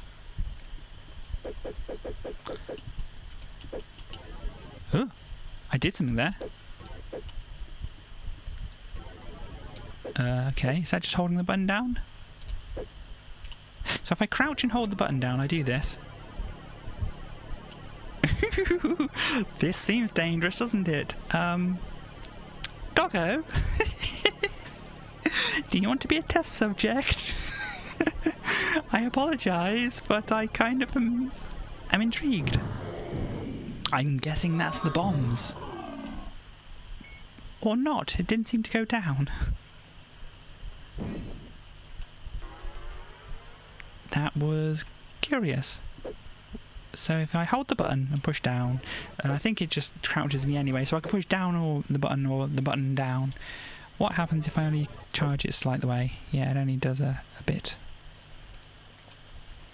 Does this actually do anything negative if I just hang around? Boom!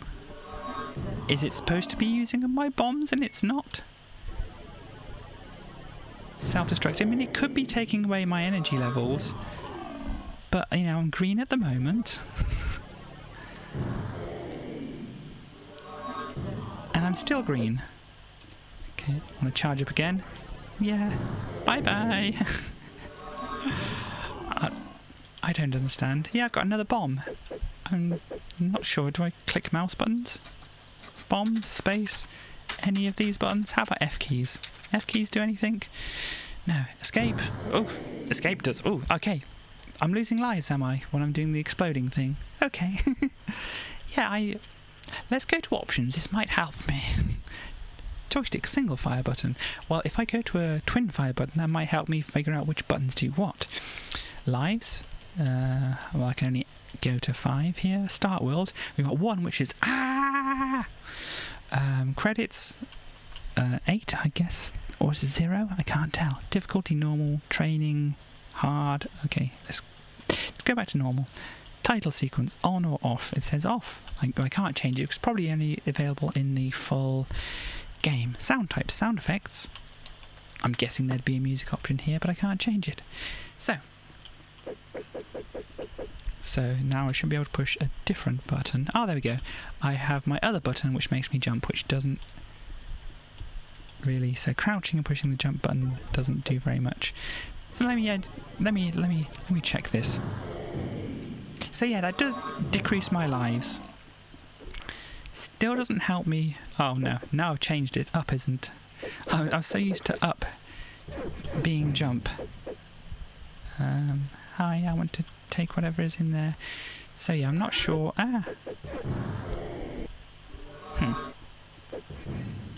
This is a bit awkward, isn't it? I think that was a 1-up, though I'm not sure. Let's go over here. Doggo on a bridge. Oh, there's another chest down here. Oh, it was a floating chest. Hi?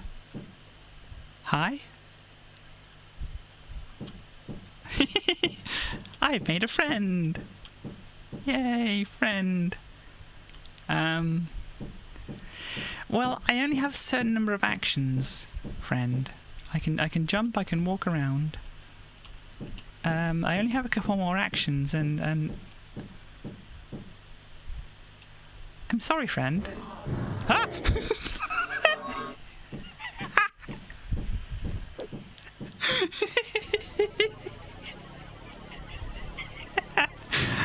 How do you? Okay. So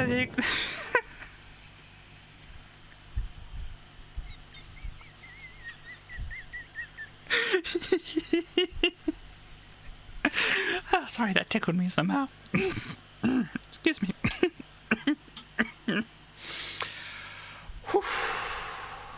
Okay.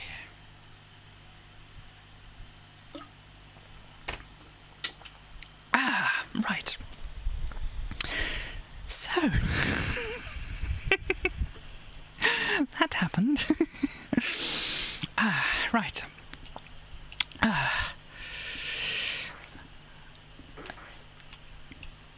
I just defeated a dragon.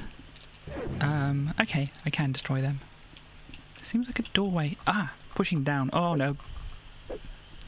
Okay, Does anybody think we should go through the doorway?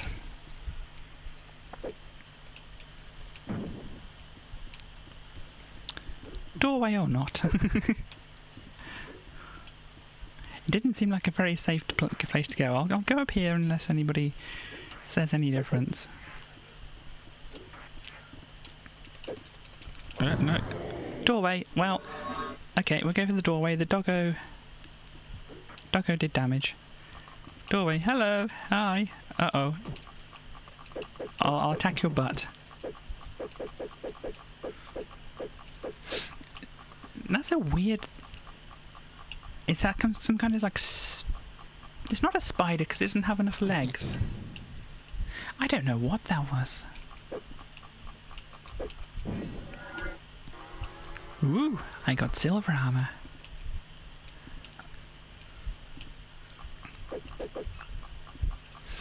Yes, I'm not exactly... excuse me. I'm not exactly sure what my goal is here.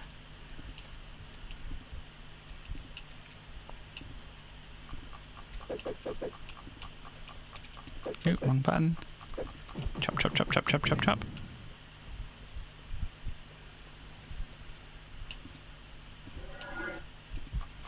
I don't like the way that the enemies just come...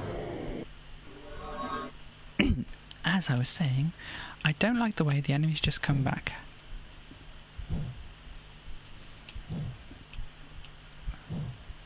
Turning into more of a platform game now. Can I go down here? Just narrowly avoided the spikes. Does that hurt? No. Perhaps not the most advisable way to figure such a thing as that out.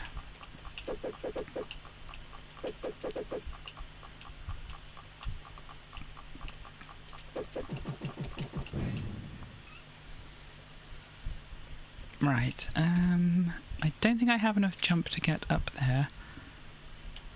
Let me just check, see if this does anything else, because obviously okay, it just explodes me straight away. Fine. Not doing that again then. What's down here?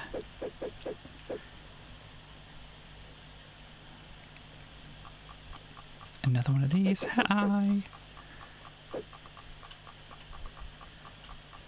Where do you turn around? There. Okay, cool.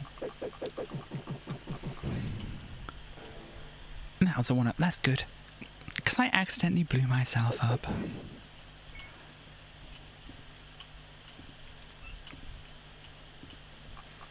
Oh, hello.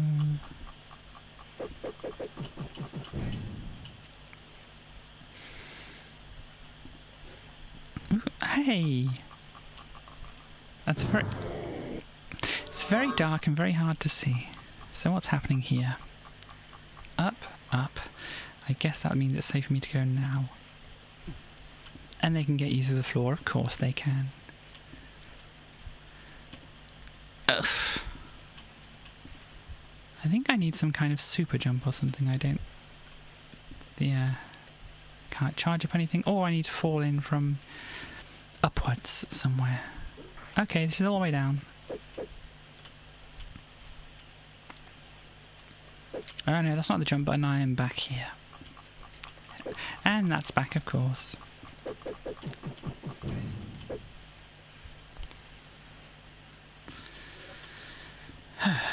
Right, so you're looking at how things are stream-wise at the moment. It seems that I've been going for about 3 3/4 hours, which is longer than I have previously. And as I said, I feel not too bad at the moment, but since this is my first few weeks of streaming, I don't want to end up doing too much and exhausting myself and such like this. I've spoken about it before, but maybe other people weren't around, but I do have issues issues with energy levels and things like that, chronic fatigue, that kind of thing. And so yeah, I'm just kind of like feeling out how much I should do and that kind of thing. So yeah, at the moment I'm just kind of, I feel like I have the energy, so I'm kind of using it. And And since I've been doing like 3 hours, roughly, here or there, give or... Oops. Oh no! I don't get to see what was in there. Never mind. But yes, anyway, I was talking about... I'll just load up the thing. Actually, I've got the restore point, haven't I, here? Yes, here we go. So yeah, if anybody wants to suggest anything while I'm talking, then they can, but otherwise I'll just talk and then pick something myself.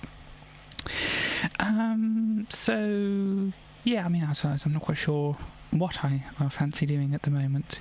I think probably I'll go up to like 4 hours, which at the moment gives me another like 15 minutes. And otherwise, I'm not sure. Sorry, not sure. As you can tell, my voice is kind of having a little bit of a struggle. But if I can't talk, we can let the game do the talking.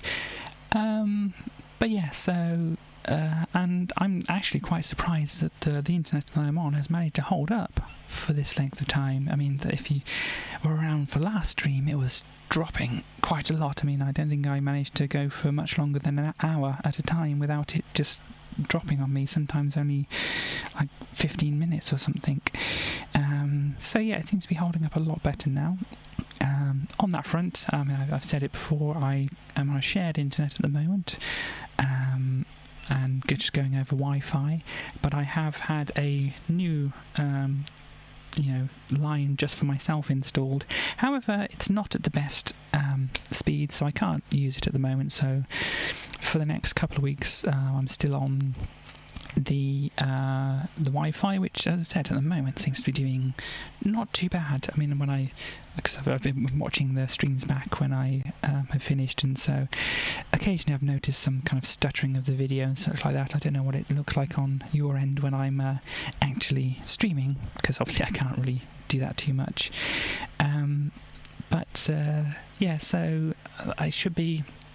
The next stream is going to be this Thursday, yeah. Assuming everything goes well, I don't see why it won't. But yeah, I've got my schedule in for Thursday, and then next Sunday, and then on the on the Tuesday, that is when the internet here should be being upgraded, so my upload speed should be good enough to be able to stream after that, which means Thursday after that, it may be that I can stream over my actual internet that I'm paying for, and hopefully not get any more issues, which as I say this, it just hasn't been a seemingly big problem at the moment.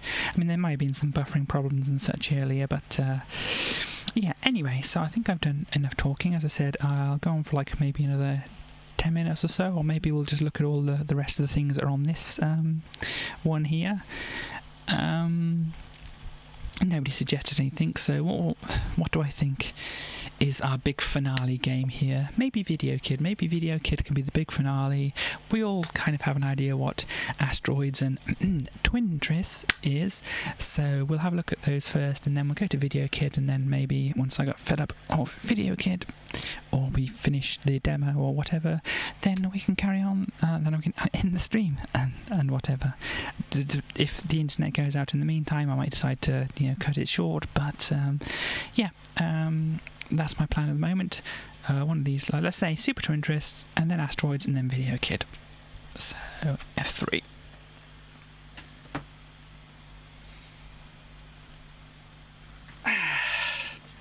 And this is Coverdisk 7, and yeah, I've played some random ones of them, but I've been trying to. Oh, this is nice. But yeah, I've near the end of the stream, I've been kind of going through them in sequence so that I actually have some kind of idea of which ones I have and haven't played. Greatly enhanced version by Big Brother Copy, or BBC. Now this is a lot of things. Keys in intro, keys in game.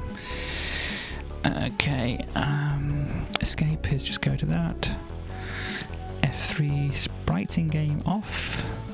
Okay. If I chose the different musics here, does it... No, it doesn't actually play them here. So let's just go for the one it's selected already. And I fancy an easy game.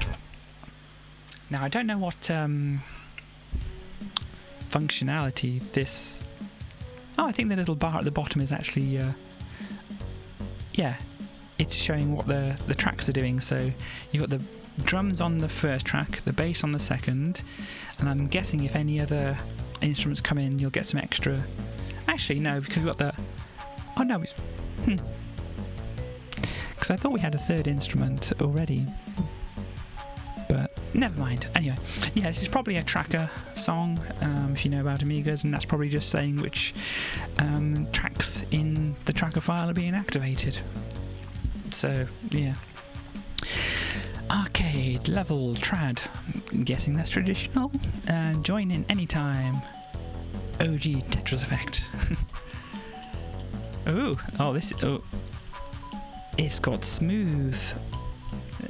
Oh, pushing down makes it go faster. I mean, I don't think I can save these. I can't do like an immediate drop either. That's it there. So yeah, I don't think I have a save thing. It says lines left, and I'm not sure if that's actually indicating anything to me. Oh dear. Yeah, this will be okay. So yeah, I wouldn't say I'm an expert at Tetris. Does anybody know what words are? Can anybody say them? Oh dear. So, Tetris, I don't know. Well, I'm not that brilliant at Tetris, I'll say. And apparently I was just rapping that part, so fine. Oh dear, this doesn't look good, does it? But I did have the DS version of Tetris, which lets you just drop things down and spin things wildly. Woo, quad! My word. That was quite an effect. So let's go over here. This is a funky tune though. I quite like it. I mean, I know that the original is the original. Yeah, let's do this. Why not? The original is the original, and holds a special place in all of our hearts for being so. And it's also a pretty cool tune, to be quite honest. But oh dear, what am I doing now?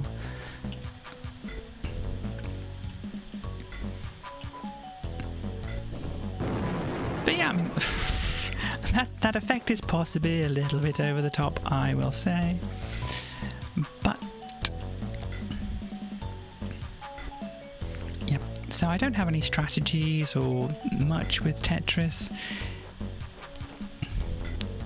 But fortunately, this stayed true to being the easy mode, and isn't doing that thing which, you know, I understand it.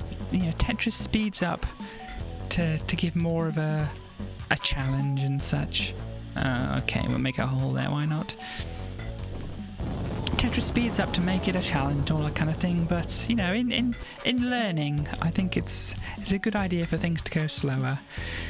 It's like a lot of games. They expect you to be able to do things like full speed and that.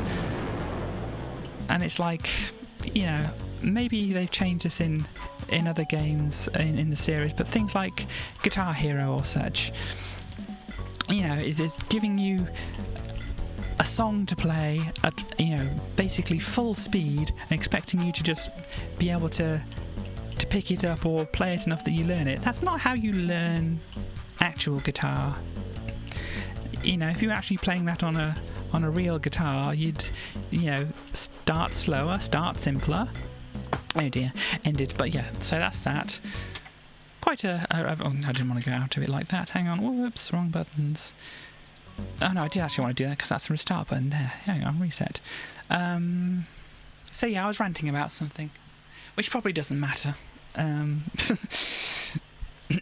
Oh yeah, because if you're playing on a real guitar, you would actually slow things down. Boo boo, yay! New PB.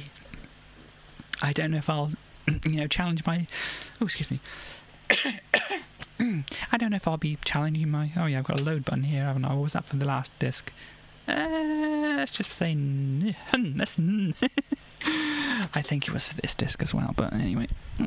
Sorry, my mind is going all over the place at the moment.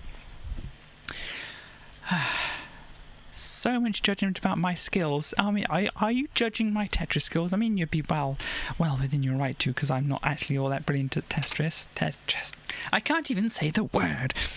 It isn't Tetris anyway, it's Twintris. But yes, anyway, if you were playing a real guitar, you would play it slowly and simply and all that jazz. And you'd probably possibly even play all that jazz if you wanted to, because, that's a good song. But, hit left for cheat and right for norm. I don't know who Norm is. But anyway, flickering. I mean, these patterns can be nice, but they can be a bit much.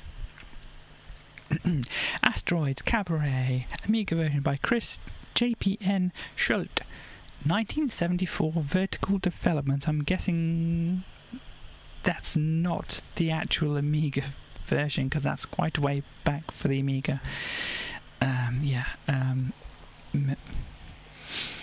Maybe this has been an updated version from some older computer or such. But yeah, let me just finish the one thought I had. Yeah, guitar, play slower, play simpler, then build up your skills over time and such. And then, you just don't blaze through it anyway. But that can be fun, because that's the game part of it and whatever. But, yeah, the if there isn't already, there should be, excuse me, a slowdown mode, and the same for any other game which involves skill and such like that. If they want you to be able to do it, like things like Celeste, you can slow it down. It's very good, it's very nice. You can get used to it if you need to, and all that kind of thing, and you can add some extra help in if you need that as well. So yeah, it's basically accessibility and things like that, and just kind of common sense, but different people like different challenges and all that kind of thing. So anyway, Asteroids. This is my soapbox and I shall stand on it. Oh dear.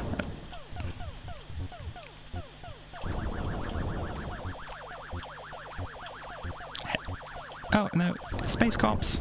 Yeah, you got the Space Cops.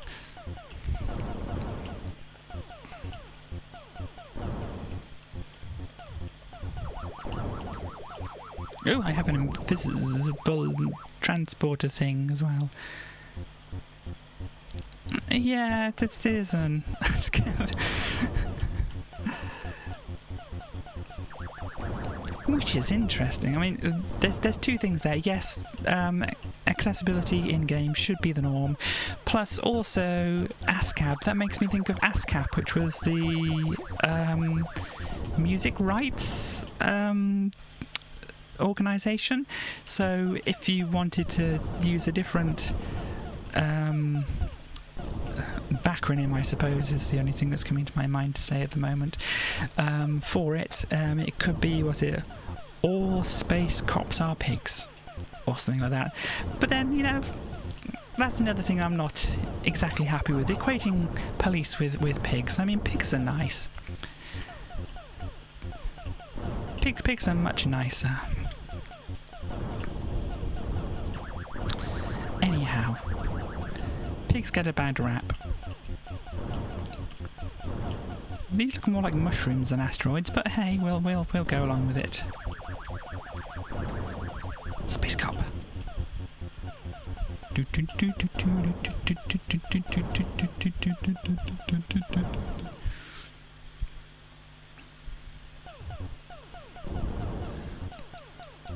So yeah, basically, you know what asteroids is.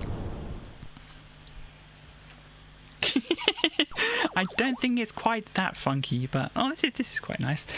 Your score is one of the 10 best. Please enter your initials. Push rotate to select letter. Push fire when letter is correct. Should we go for this C or a K? Let's go for a K.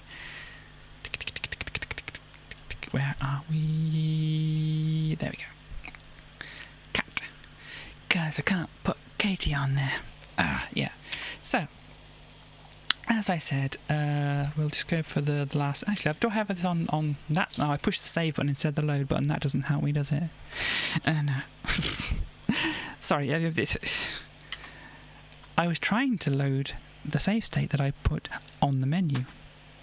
However, I pushed the save button instead of the load button, which obviously doesn't help. Oof. Yeah, I mean, I can do all the kind of things. I can be sarcastic at the games. I can be sarcastic at myself. Ah, dear. Ooh, my word, green.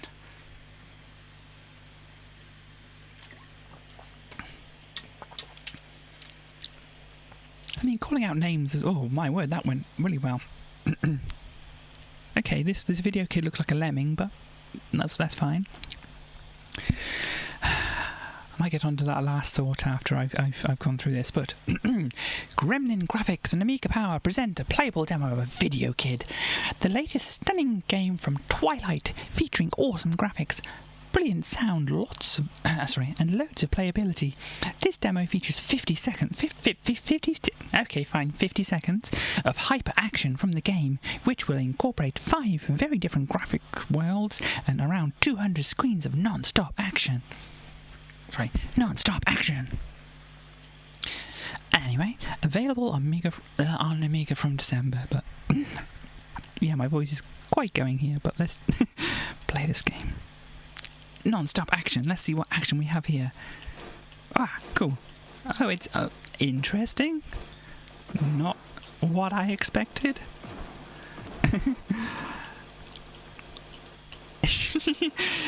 It's a Wild West shoot 'em up. I mean, there is a game called Jamestown, which is also a Wild West kind of shoot 'em up, but I'm guessing the whole video thing is like this is... Yeah, because we've got things at the bottom. We've got, plugs, and they are UK-style plugs and sockets.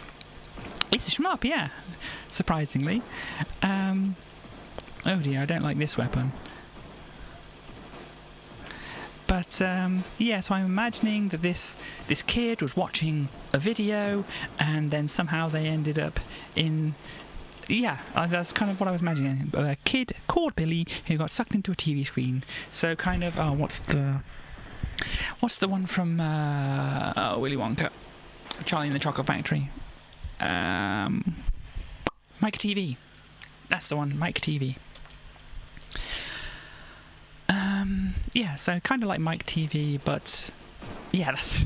Thank you very much, West. But, more action. And less chocolate. I mean, that's a trade-off, isn't it? Do you want less action, but more chocolate? Or more chocolate and less action? Okay, this changes my power-ups. I'm kind of happy with this one. Does it boost them? I don't know, but I've got a thing floating around me. I'm not quite sure if that was there before. I wasn't really paying that much attention. So yeah, so I'm guessing they end up in the full game in different scenarios. You know, this is the Wild West one. There's probably some kind of space one and whatever else. Just my guess. It does also remind me of another Hello Cloud. Oh, what a happy cloud. Cute friend cloud.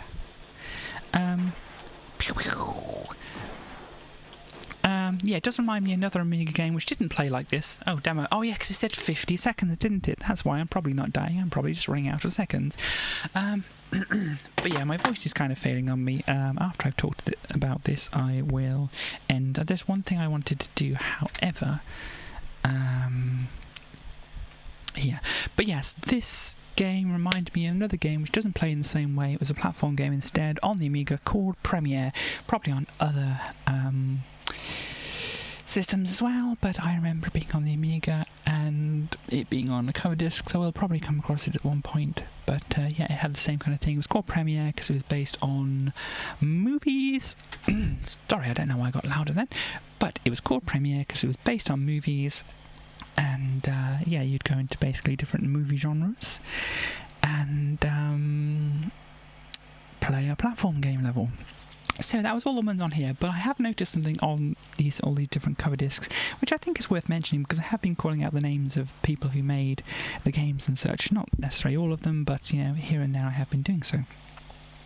So I want to note on here, it says at the bottom of here, compiled for Amiga format by, or this screen, it says here, compiled by, was it Assam? Unfortunately, I can't read it. It's a bit difficult to read, but I guess that's Assam or Asan. But yes, thank you to them as well for putting together this title screen as well. But anyway, as I said, my voice is getting very, very worn out and such like that, so I think I am going to call it for today. I've gone for just over 4 hours now and my internet hasn't dropped out on me, which I don't understand what's going on with this internet, but I will be off it and onto my own, which will have obviously hopefully better stability things and whatever.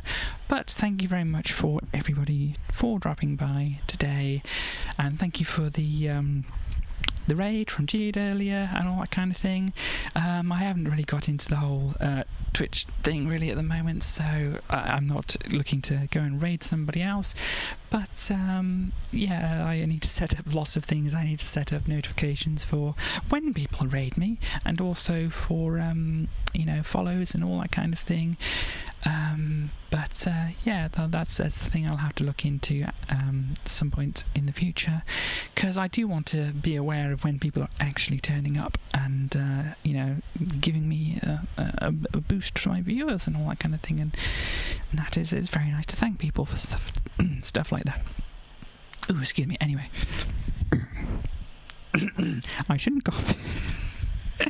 I shouldn't cough into the mic. I should move away to cough, then move up closer because my voice is having troubles now. But yeah, very cozy. I mean, that's kind of part of my aim for the stream. Cozy, kind of chill streams. Sometimes other things might be a little bit more actiony, but generally my general demeanour, I suppose, and availability of resources for energy for my body and such like that are not great, meaning fatigue and all that kind of stuff. So yeah, chill and cozy are likely to be the things that my streams are and such. But yes, anyway, thank you for everybody for coming today. Glad the people enjoyed it and such like that, and I will leave you with the special ending screen. And I might as well say again, this background and these ending screens and start screen and be right back screen and whatever were made by Radford West there in the chat.